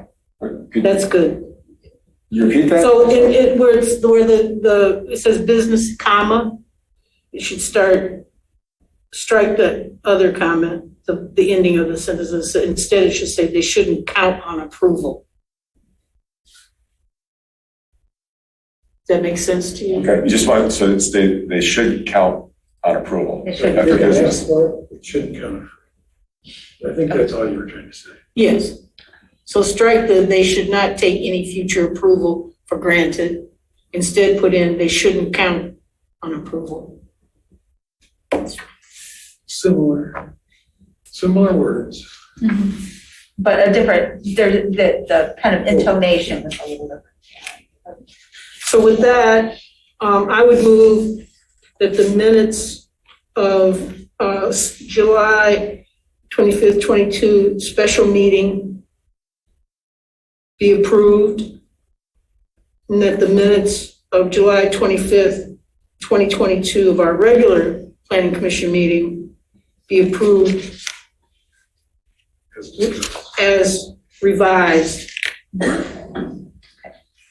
Okay, motion by Commissioner Moore, supported by Commissioner Hyde to approve the minutes of 7:25 as submitted and 7:25 the 7 p.m. meeting as edited.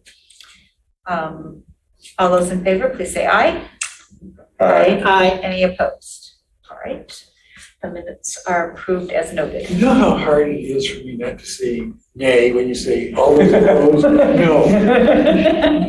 Okay. Then is anyone else have any other announcements? And I want to thank Jeff Newman for sitting through and seeing us in action and see how things go tomorrow night. Thank you very much. Any other business to come before Planning Commission this evening? Move to adjourn. Motion to adjourn by Commissioner Moore, support by Commissioner Hyde. Any further discussion? All those in favor, please say aye. Aye. Any Aye. opposed? All right, and we are adjourned at 10:31.